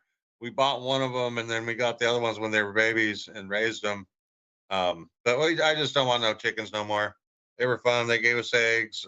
She can use the eggs, and so that's what we're doing local. And I'll definitely jump in and next time I get time, like I literally the guy's going to come here in like 20 minutes, so I gotta get ready for him, get my shoes on, and definitely. Well, again, is your screen name is First Last. Jeffy, the other guy, I don't know what his name is, but I sent him a message. That's Alan. Alan. Alan. Alan. Oh, Yes. hey, Alan. Yeah, I sent you a message. I got this. I got Skype so long ago. That was before anyone trusted Microsoft to have any personal information. So it said put in your first, and it said last. I just simply put in first and last. That's great. Nice. All right, Alan. So yeah, I mean, drop me a chat with those websites, and I'll try and connect here later. When I'm doing stuff, kind of. Paul does a great job at listing all the different connections because many of them go through him as well. And he does an intro for that. What I'd like to do, I think I'll have him do a 30-second, and then I can give it to everybody who's participating. That way and your audience knows all the different connections that we have. So yeah, I don't know if I don't know. Do you do that? Do you have orders from Captain Sinclair to get the all the guest contact information? I know that some of this, people like to say anonymous. Some people at a certain point, don't want, but some people do want that contact information, that connect with me type guest, connect with my offer. Oh, well, no, they look, if you're sponsoring somebody, you're going to find out basically who they are. Like, because they can only stay so anonymous. It's just that, we're not going to be widely advertising and then sharing their identity via the public airwaves. That's all. And the same thing goes with this secret operation. Don't forget, Secret Santa sponsors. You maintain and reserve you hold the prerogative in remaining. So yeah, just the AWOL errand is going to be fun, but I hate to cut you guys short, Alan. I'll catch you later. Happy sailing, man. Always a blast. Yeah. Talk soon. Thank you for joining. Absolutely. Good stuff. Yeah. So, and we are going to wind things down here once again via South Korea. Alan and everyone else out there listening, of course, once we get our techno game worked out. So you're looking pretty spiffy there in your U.S. American Patriot flag duds, Alan. No doubt about that. So you consider yourself a patriot? I'm still trying to find the definition of one. Everyone wants to say that I need to worship Bush and Obama and stuff like that if I am. For some reason, I don't think that's the fact. Yeah. No. Yeah. I don't. Yeah. Exactly. That's just no. I can barely stand to watch those people on TV or via the media. I mean, because once you find out enough as soon as you about realize them, the fact that a lot of their campaign promises and stuff like that were all financed by Rice Incorporated, and that each one of them belonged to the same faction, and it's turning out to be more than true. The hardest part is going to find out how many landmines they have left in legislation that they're going to try to enact in order to sit there and further aggravate everybody. And I think at this point, that's all they can accomplish is aggravate people. But I'm pretty sure some of that legislation needs to be gotten rid of in order to prevent them preparing for their next plan. So I think Trump might be able to take care of that for us. Oh boy.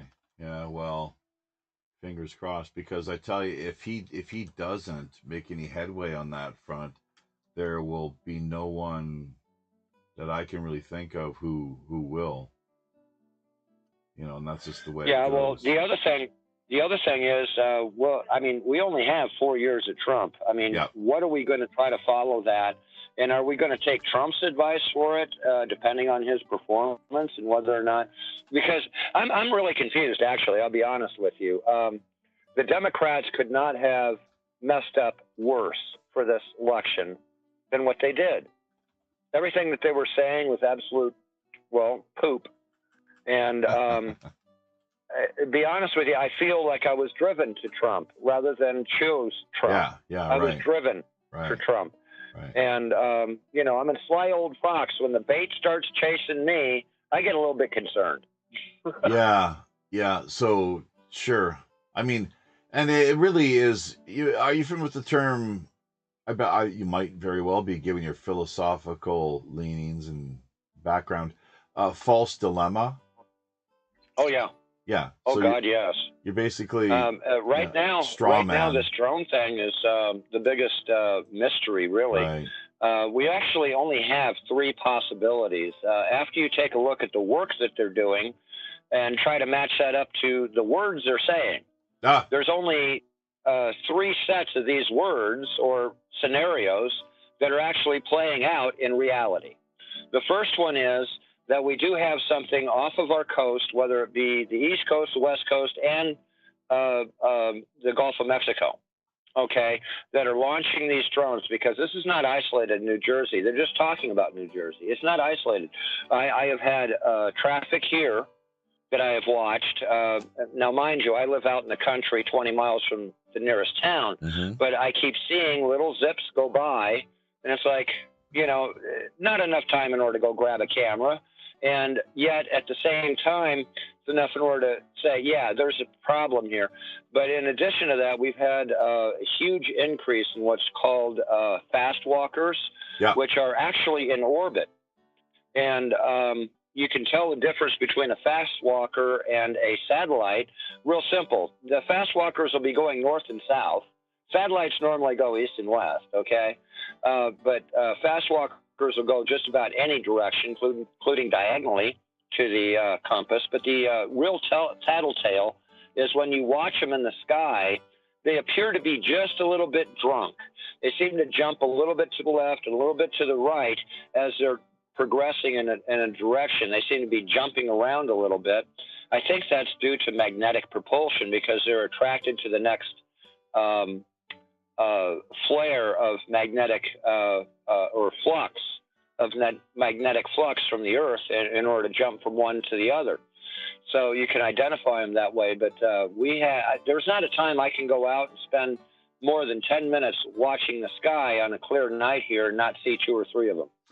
It's absolutely ridiculous. Yeah. Have you considered setting up a camera, like a remote camera that you could post on via maybe either your porch or off of your roof? Or considered it, but can't afford it. I know exactly what I need. Right. I need red infrared. I need something that handles the infrared spectrum, and then I need to be able to have a motion detect, so that the camera turns on only when it discovers a star moving around that's not supposed to, or an airplane that's flying over. But basically, I need a bug eye on that, so it has 360 degrees pointed straight up, so I have the entire sky. And I actually have the portable computer to drive it, and the software to drive it. I just can't afford the camera in order to set outside and stuff like that and take the weather. And I think it's like $300 for that camera. Oh, how about that? So, well, it sounds like you have a pretty cozy location whatever the case. I do. like country rural living. Like, I mean, geez, Oh, that's absolutely. Here, check yeah, this out. I am in a 200. When this bus was brand new, it was 250,000. yeah. We got Look at the that. built-in microwave. We've got built-in grill. Below that's a washing machine and dryer. We have a washing machine for our dishes, an ice maker, a cat, a dog. Oh, that's also optional accessories. And huge bed back there. I mean, with the orthopedic and everything like that. And again, this here's a bus. It is being recovered. It's 1998. It was the same year that they came out with the pop-outs, except this doesn't have one, and thank God it doesn't. When I was up in North Dakota, one of the biggest jobs I had a maintenance brochure I had passed around. One of the biggest jobs I had was to collapse these pop-outs and pull them out because all the cables and everything would go bad, or to replace the equipment in order to pop them out and stuff. And it really is a problem. If you're getting an RV, stay away from the pop-outs. That's all I got to say. Oh, that's great. So you're really, really blessed, really fortunate to. I mean, I've spent a little bit of time, touring as a musician, back in British Columbia. Oh yeah, no, I was told that this is the exact same bus that Cinderella used to have for their tours. This is the exact same model and bus. It's not the bus though, is it? No, it's not the bus, but it's the same model. I think there's only like 500 of these in this class it's made per year. Right. Okay, because I mean the sales are not that outrageous, and they have other models to choose from, especially lesser expensive. This was the top of the line. This was the Continental. Yeah. And it has a 503 Cummins in it with turbo. And I mean, I don't have to worry about going up a vertical grade with this, where anything else you'd have to. How Okay, often? How often do you take it? I'm so sorry for jumping in. How often do you take it out on the road?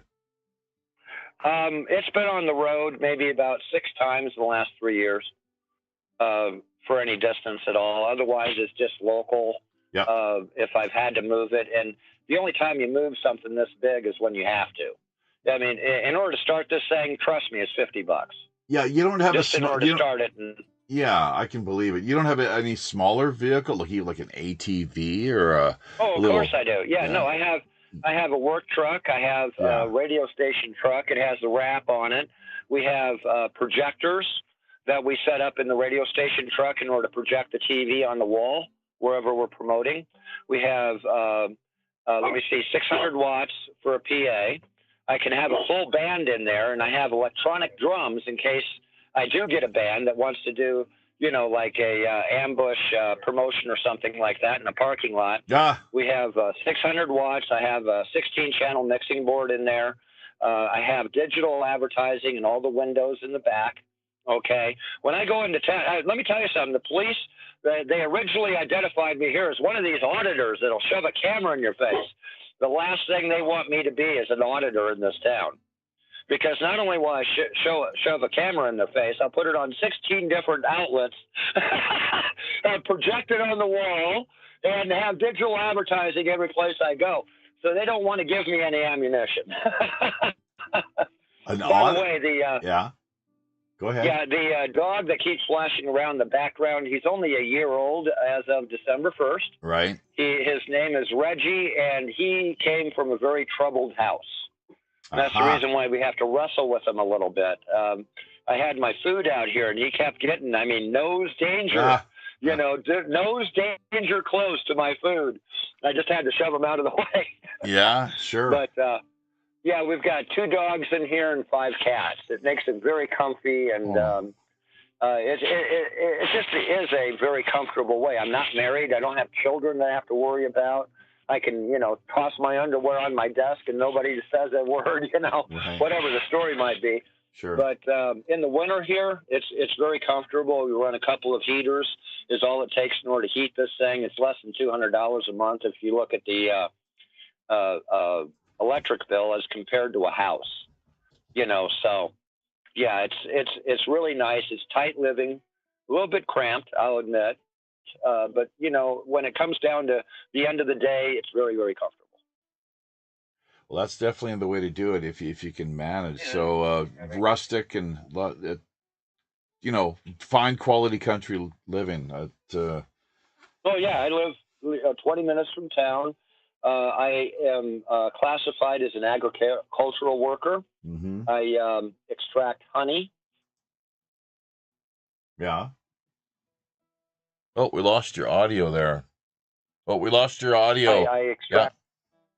Yeah, someone was trying to call me. Okay. But I extract honey for my rent and stuff like that. Get a pension from the state is all I get, about $900.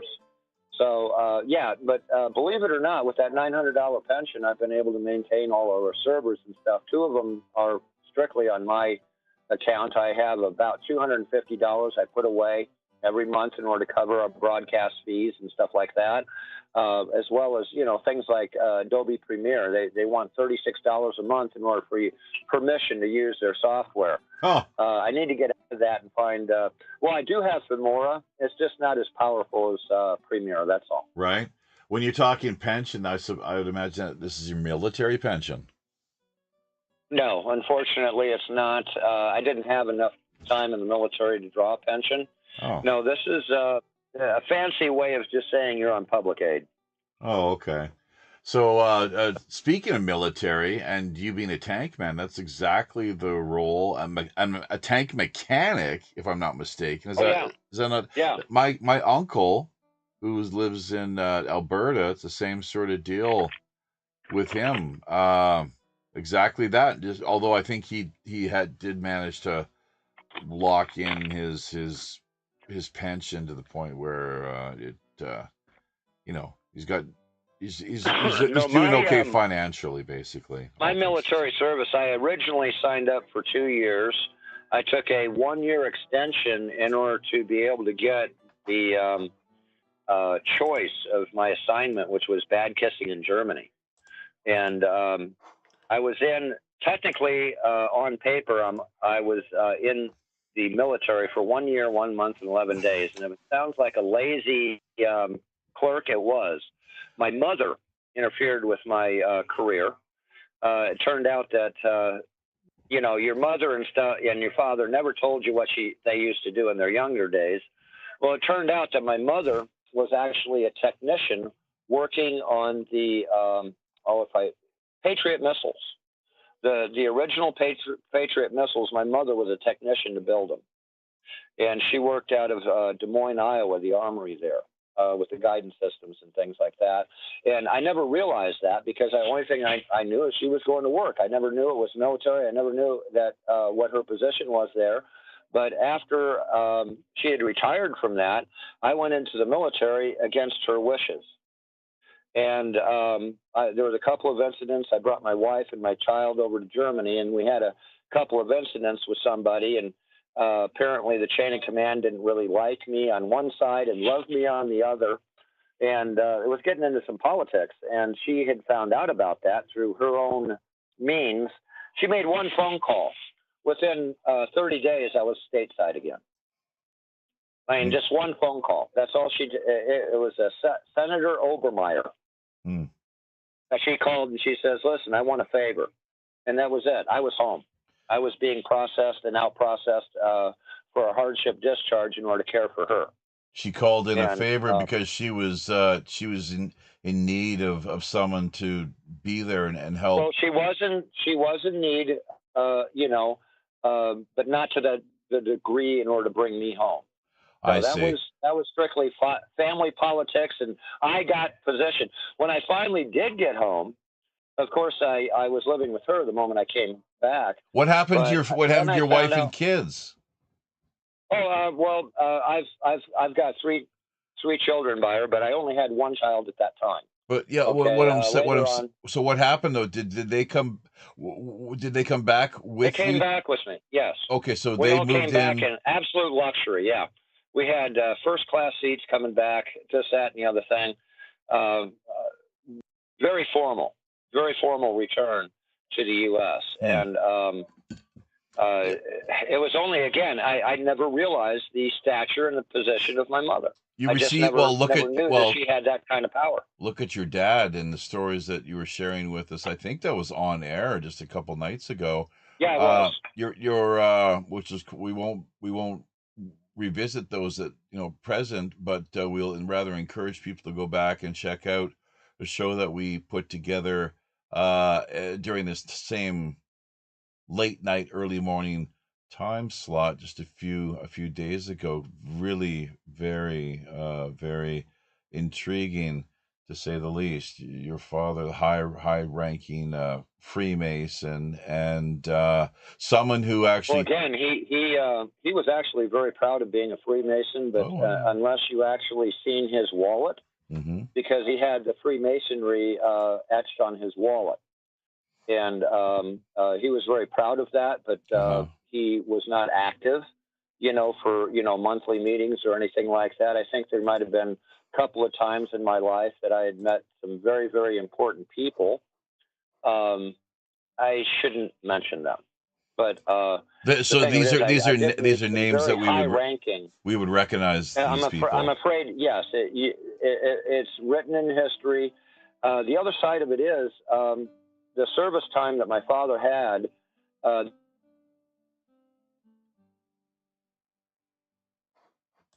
Oh, we lost you again. Maybe someone is trying to reach out to Alan, and oh no, he got knocked off the call entirely. So look at that.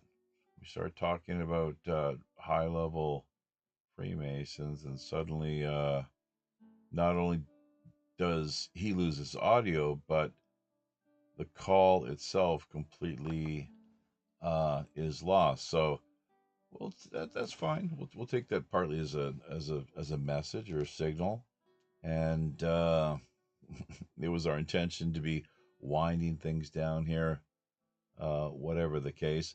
But yeah, his father actually, as he shared a couple nights ago, tailed our JFK's elder brother during the fateful flight that saw his plane explode as he was just in the process of parachuting out. That's where he lost his life. The senior Kennedy brother, quite tragically. Why exactly that happened is anyone's guess. Could have purely been accidental or not, but it's left simply to speculation at this point. Joe Kennedy at that time was pretty a prominent and powerful individual within the world of American politics. That's how the story goes. So, but hey, another great show. Well paced, and lots of great questions, back and forth conversation, commentary, peanut gallery end of things as well. Fred Gingras out of Quebec, Canada. We see Zane Ivy dropping in here just a few minutes ago as well. The Farsight Institute is saying the ships are going to get bigger, so denial will be more difficult. Aha. The Farsight Institute. Where have we heard of them before? One of the questions I was going to bounce off of Alan, not necessarily directly regarding the Farsight Institute. And I'm not sure if that has to do with remote viewing or not. Maybe Russell Targ, perhaps. It could be the case. But during his time being stationed in Germany, there's an Art Bell show I was listening to just the other night, and I'm going to revisit it once we wind things up here in just the next few minutes. It really did grab my attention, and these archives you can access freely, folks, via archive.org. We have patronized them and helped to support them for a number of years now, offering modest donations along the way. along with just generally promoting archive.org and all that they have to offer, free file sharing for the world to engage in and to promote. So whether you call it digital piracy or not is another matter altogether. But we're down big time with archive.org. And the thing about this UFO story, though, is that, yeah, there was a crash. There was a crash in Germany, uh, probably around the time that Alan was stationed in that country. And I'll have to get the exact location here once again, but really intriguing, some of the details. There was like a major crew that was, you know, I'm not sure how many troops altogether were dispatched, but it took a couple days to actually dig the craft out from where it had, not only shot and blasted its way through the forest, but buried itself as well, deeply embedded in the earth. I think there was a crew, it's said to be a crew of 5 ETs decked out in black uh, flight gear, I guess is what you'd call it. So heavy, heavy smell of ammonia. I think everyone that was in the vicinity was required to wear a hazmat suit, as you can imagine. So we'll revisit that here right after the show winds up. It's always a good time. But we do have to be back in less than 12 hours. Our commitment to you and the wider listening world. That's why we're doing this. You know, once again this year, our 10th annual edition of Operation Secret Santa, not just Secret Santa, Operation Secret Santa 2024, unlike any Secret Santa you've you've ever heard of or even in the slightest familiar with, because we've completely re-envisioned, broken the mold, and ramped it up to the point now where it's something not so much different in so many ways, but so much better. We're really working to optimize, is what we've done. We've set out to do here. Optimize what can be done in reaching out and working to help people just by being here and putting folks from around the world in contact with others. And if they're in need of any support of any kind, by all means, we're going to do everything within our power to see that, well, it likely won't be much. At least we're there to set an example, to challenge others to meet or beat the amount that we put forward in support of various causes that we selectively sponsor, that we ourselves vet, and you, as a Secret Santa sponsor, are free to do the same, follow suit, and select, sponsor, and support whoever it is you're so inclined. And do let us know what's how that works out for you. Whether you choose to remain anonymous, completely up to you. Whether the folks that you're helping out, because it can be a pretty humbling situation, of course, very humiliating. Some would say, maybe, shameful that they're not doing so well financially. Uh, it's understandable. And sometimes people, they're scam artists as well. They're addicts. I'm just not down with helping, working to support addicts and just fuel addictions. If you are an addict, my advice would be to seek out help, clearly. it's a bitter pill to swallow, but yes, we did have a little bit of trouble with someone last year that we did end up backing and supporting, and you know, just it's a one case only that to this point we think we might have made the wrong decision when we should have just looked the other way and you know done what we could to shift resources in helping others. But uh, a lot of moving parts once again. If everyone can pull their weight, including Steve, who we recently heard from, Steve out of Calgary, Alberta, who, speaking of Farsight and this institute run by Dr. Courtney Brown, remote viewing. Uh, Steve is offering something which is not Reiki, but a form of long distance healing, I think is what he says, on the level of vibration and frequency consciousness. So if you are a believer in this sort of thing, uh, reach out to us. There's definitely things that can be done. If you need this, if you are someone in need of this sort of help, healing, psychic, if you will, conscious healing services, he'd probably even do it for free. We're not going to charge you, obviously. Same time, if you're someone who is a person more of means, then yeah, a pledge of a donation of some sort would be very much appreciated. So that's why we say it's ad hoc, and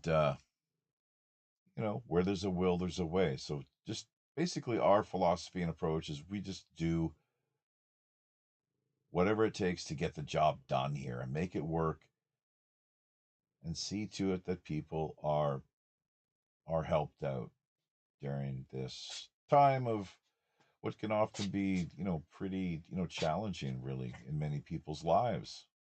The dark,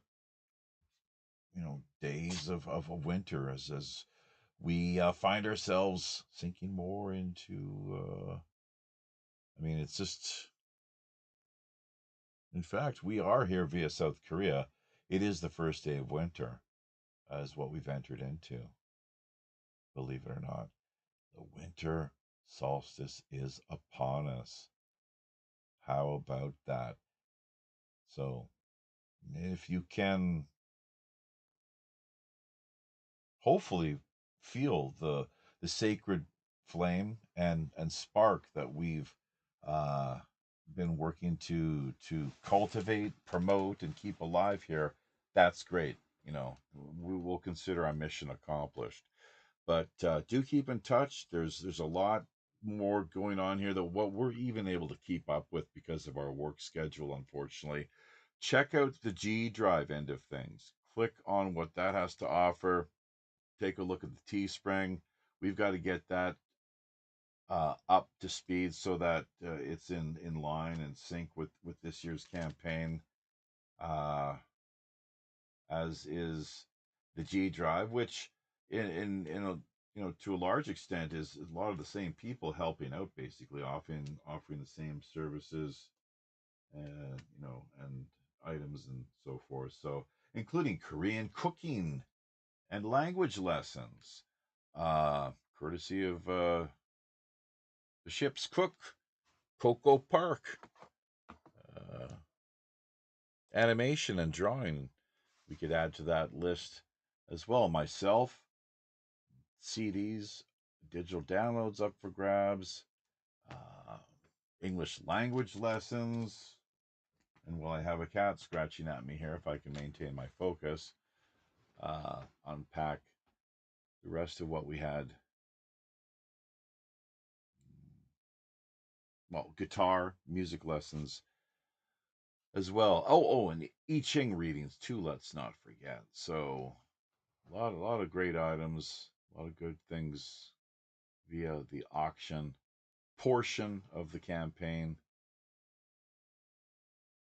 and 10-day telethon, along with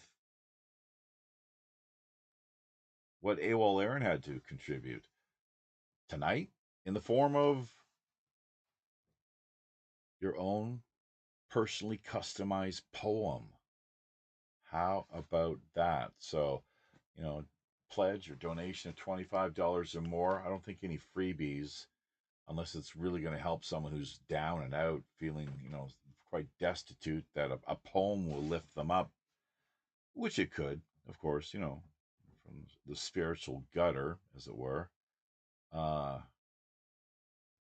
But more just open to the free market, as it were. So, all right. Well, we've lost all of our co-hosts, friends, and commentators, so I'm just pretty much freestyling, spitballing here, as we're trying to, acknowledge the fact that we've got even the likes now of Herb Anthony, David Wilkes dropping into the conversation. I have more. It's very close to my heart and family. Not sure what that's in respect to as far as hit that comment, but maybe we could have you clarify, or I could check out the peanut gallery end of things. David, Herb Anthony's saying that, hey, maybe that ammonia smell was them peeing their pants because they're so scared of what they found. Rim shot. All right, yeah. So, great little punchline, Herb. And by the way, when are you going to make your presence known again? I think we've got you in the main WPRPN.com Skype room here. We'll have to double check that, of course. But yeah, you're welcome anytime, of course, to drop in and connect. Not a problem whatsoever. We've got Alan back in the room here. So, Alan, I guess you dropped out. You were not able to. I'm not sure what happened via your end, but once we started, of course, referencing high-level Freemasonry and the infamous crash, the very tragic death of I guess was the first modern, as far as plane crashes and the Kennedy family. JFK's older brother, who was at that time being tailed by your father in the plane following him, just in the lead up to that major explosion. So it seemed like that was enough to, for whatever reason, just could have been coincidence or some sort of synchro mystic, who knows what exactly, but it does bear, warrant repeating. And actually, I had a dream about the Kennedy family, not all of whom are really wonderful people, I would imagine. Just because someone is part of a major political dynasty doesn't give them a free pass, or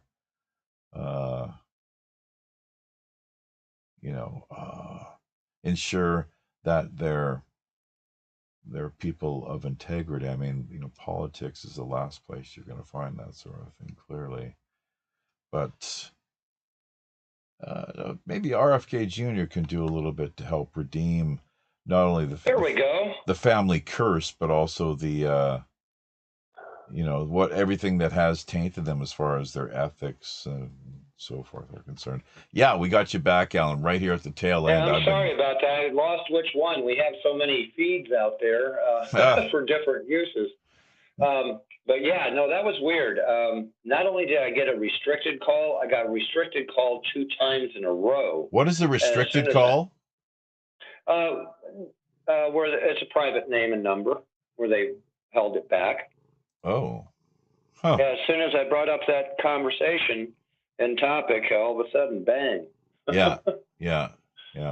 Hey, we got Tracy Joy Steele out there for the first time in real in the moment. We're not going to be able to connect with you tonight, Tracy, but we brought your name up a few times here throughout the course of things over the past number of days. Of course, tomorrow, just under 12 hours, we've got, we're going to be kicking off our 7th installment and edition of this year's campaign. Tracy, we've been really pumping up and promoting your role in because it was you who really are responsible for helping me to essentially see the light, as it were, with insofar as the Boxing Day is concerned, St. Stephen's Feast, and how the history of Boxing Day in the context of the late, this great Christian martyr, how so much more could be done throughout the course of Boxing Day. And it's not just the day after. It's I would argue run it for a whole week or two, canvassing your neighborhood or neighborhoods, really. Do you have any idea how this works, Alan? This will be the last talking point. We really do. I do have to get to bed. Boxing Day and canvassing your neighborhood? Are you familiar with this tradition? I have never followed Boxing Day. As a matter of fact, I've only just heard about that recently.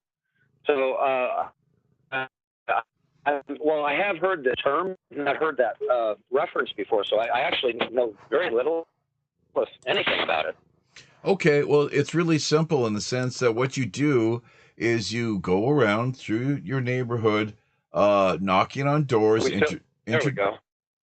Knocking on doors, introducing yourself, and basically talking about Christmas, how things went, and whether or not they have anything extra left over, whether gifts they'd like to return, any food, non-perishables, of course, or clothing, items that could be redistributed to the poor and less privileged. And really, we once again do encourage people to think outside the box. Put on your thinking caps, get creative, so because you can collect these items, food, non-perishables, and clothes, medical medical items, or whatever it takes to basically address the challenges you and your family face. So we're looking forward to what ideas Tracy is able to come up with. And I really think, she and her boys went out last year and had a really great time, I guess. So we just like to encourage more people to reflect upon this and consider becoming a more active part of the Boxing Day tradition, which does seem to have gone by the wayside. This business of getting out and engaged, active in your communities in support of the poor and underprivileged. That's what it's all about, truth be told. We did a little research on this last year, and I was quite I don't know if you say gobsmacked necessarily, but basically a few lights went off, and I managed to connect a few of the dots, realizing that more could be done. More positive change could be manifested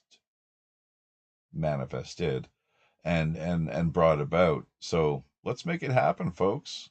All right. So on that note, absolutely. HomeNetwork.tv, Alan, Techno Tank Man Fredrickson. I love it. I love the handle, and I love the fact that you worked back in the day in the same capacity that my uncle up in Canada had as well, as a tank mechanic. And by the way, did you hear my story regarding the UFO out of Germany? The whole Art Bell spiel I went into.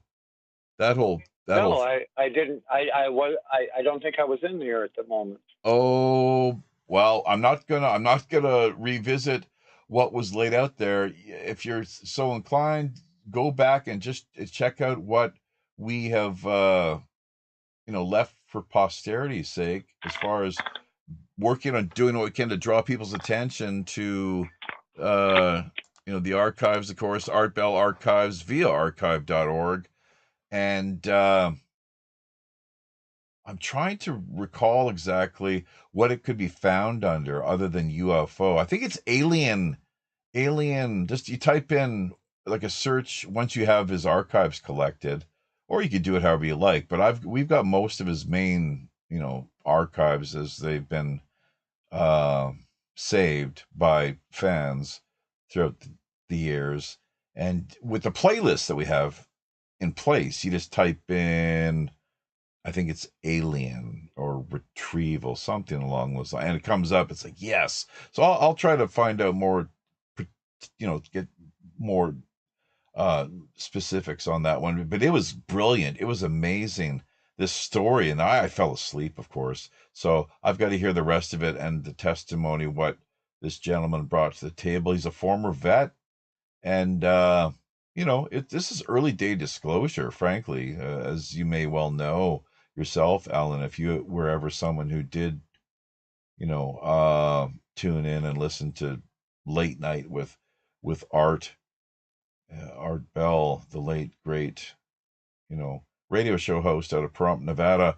What a legacy he left behind. There's just no arguing that, of course. So on that note, though, folks, you love to carry, and well, we are going to pick up the conversation in a few hours. So don't be don't be too worried about the fact that we've got to call Don't it disappear. Just stay tuned. Even if it's just dead air, just stay tuned. We'll be back.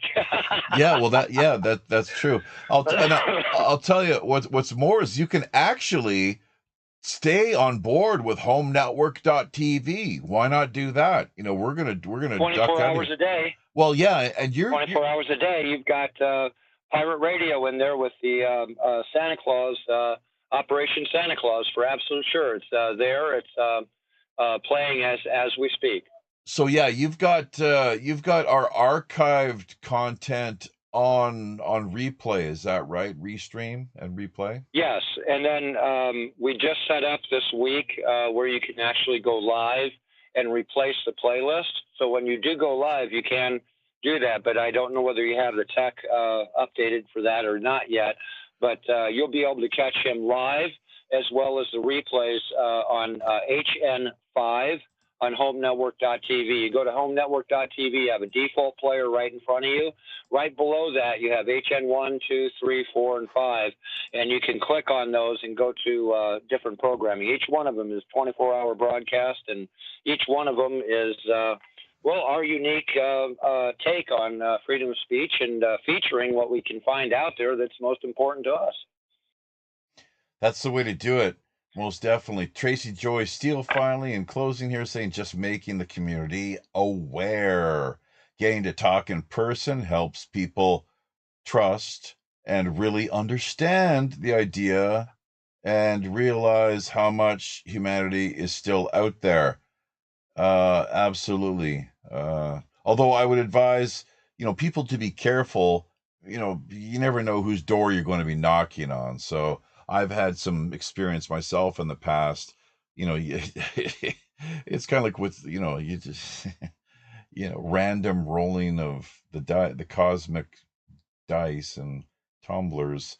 God only knows, what you're going to find behind door number 1, 2, or 3. And so, be prepared, be on guard, kind of, friendly and outgoing, keep your distance. So, and I would never advise anyone to actually go, enter into someone else's house or premises, not by any means. So having said all that, use common sense, folks. And on just to kind of, on that note, let us remind you that we do not bear any third-party liability or responsibility in the event that someone does run into a situation where it doesn't exactly pan out in the way that they'd necessarily hoped it would, and they reckon that the best way of resolving things is going to come, turn, focus their sights back on us, and then holding us to account. Sorry, folks, no third-party liability or responsibility. on our part whatsoever. It's completely up to you and whatever You second mean party. if you put together a free energy device and you describe how to put a free energy device, and I go and build one and I blow myself up, it's not your responsibility, right? Something like that. It's a pretty Okay. that's a good analogy. That's the way to do it. So, all right. Although we do have free energy devices over on HomeNetwork.tv too. You'd have to search for them, but they're there. Oh, Everything from hydrogen generator to what they're calling a tornado engine. okay. Or no, a thunderstorm engine. Thunderstorm engine. Businesses are also safer, says Tracy Joy Steele, and willing to listen. That's correct. She's got a great point there, and she's pretty personable. I can see how, you know, Can I Mhm. promote one thing that we're doing with home networks that other things aren't doing either? Now you can go in and you can get advertising on YouTube and things like that, which is actually interrupting everyone else's viewing experience. However, with HomeNetwork.tv, if you have a blog or if you have something that you would advertise, let's say you're doing some drop shipping, you can do drop shipping with our country store there. But if you want to advertise, it's only $50 a month, and you get over 200 business card size ads. They're silent ads, so they are text, but they're business cards ads. That way they don't interrupt the program that you're watching. And you get 200 of those, okay, much higher than what you'd normally get for a radio station or anything like that, and it's only $50. You can contact us through Home Network if you'd like to do something like that. Also, if you'd like to sponsor this program in order to extend the use of it, we'll be happy in order to act as a mediary, because anything that we're doing with the Home Network now that involves South Korea radio is going also through the station here.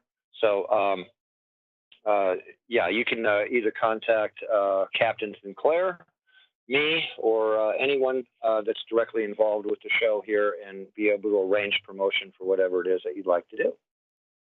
Sounds good. Yeah, that's the way to do it. So, Karma Love, let's not forget about you. We're just seeing you pop up here in the. I like that name. Well, yeah, and hey, I think a few people do. James Easton as well. Let's not forget Fred Gingras, Mart Imbers, Thomas Santo, Pascal. Get well, Thomas. Hope you don't have to make too many future visits to the hospital. No, you've been struggling with some health issues over the years. So 11 o'clock, 11 p.m. on the East Coast, folks, is what we're looking at here. 8 p.m. via the Western time zone. If Los Angeles, Vancouver, Seattle, Baja, Mexico are where you call home. So it's just going to be a few more hours. I got to get that well-deserved sleep. 1 p.m. here via the Seoul time zone. On behalf of Captain Long John Sinclair and all the rest of the crew down in Skullport Harbor, until we meet again via these high, often all too intrepid digital seas, I'm your host, as always, the Robin Hood's Chief Communications Officer, Jaffe Ryder, wishing you a very Merry Christmas.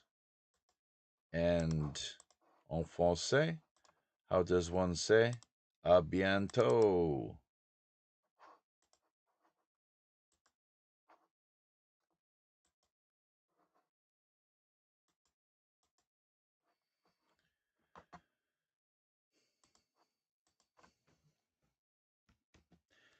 Now, if only the computer would unfreeze, which I think it's going to do right now.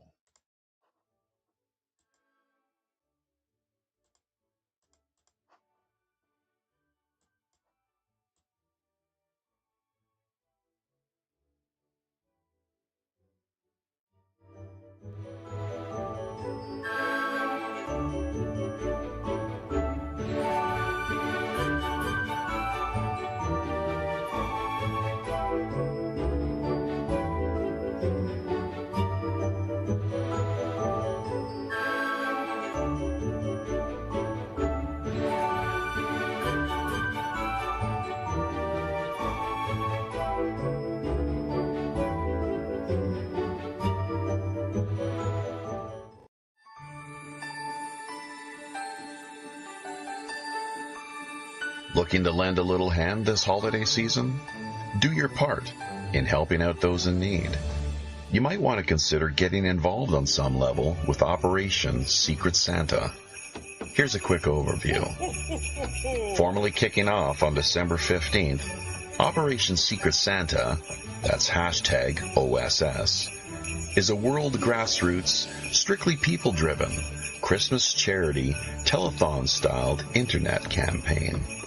Referral marketing, or what's otherwise known as word of mouth, drives the project's big red sleigh, with all money, donations, and the like going directly to the needy who are selectively sponsored. The four main categories of participants we're looking for include 1.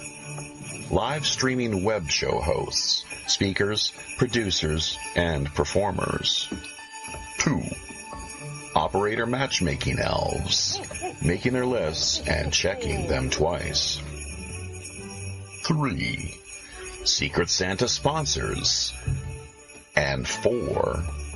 People in any place around the world living in need, worthy of a little Christmas hand up. This year's organizers are presently working on mobilizing and building upon last year's preliminary success, with donation levels capped at a suggested price value limit of $1,000. If you've any further questions, be sure to drop by WPRPN.com or check out our groups on both Facebook and Minds.com via a keyword search of simply Operation Secret Santa, hashtag OSS.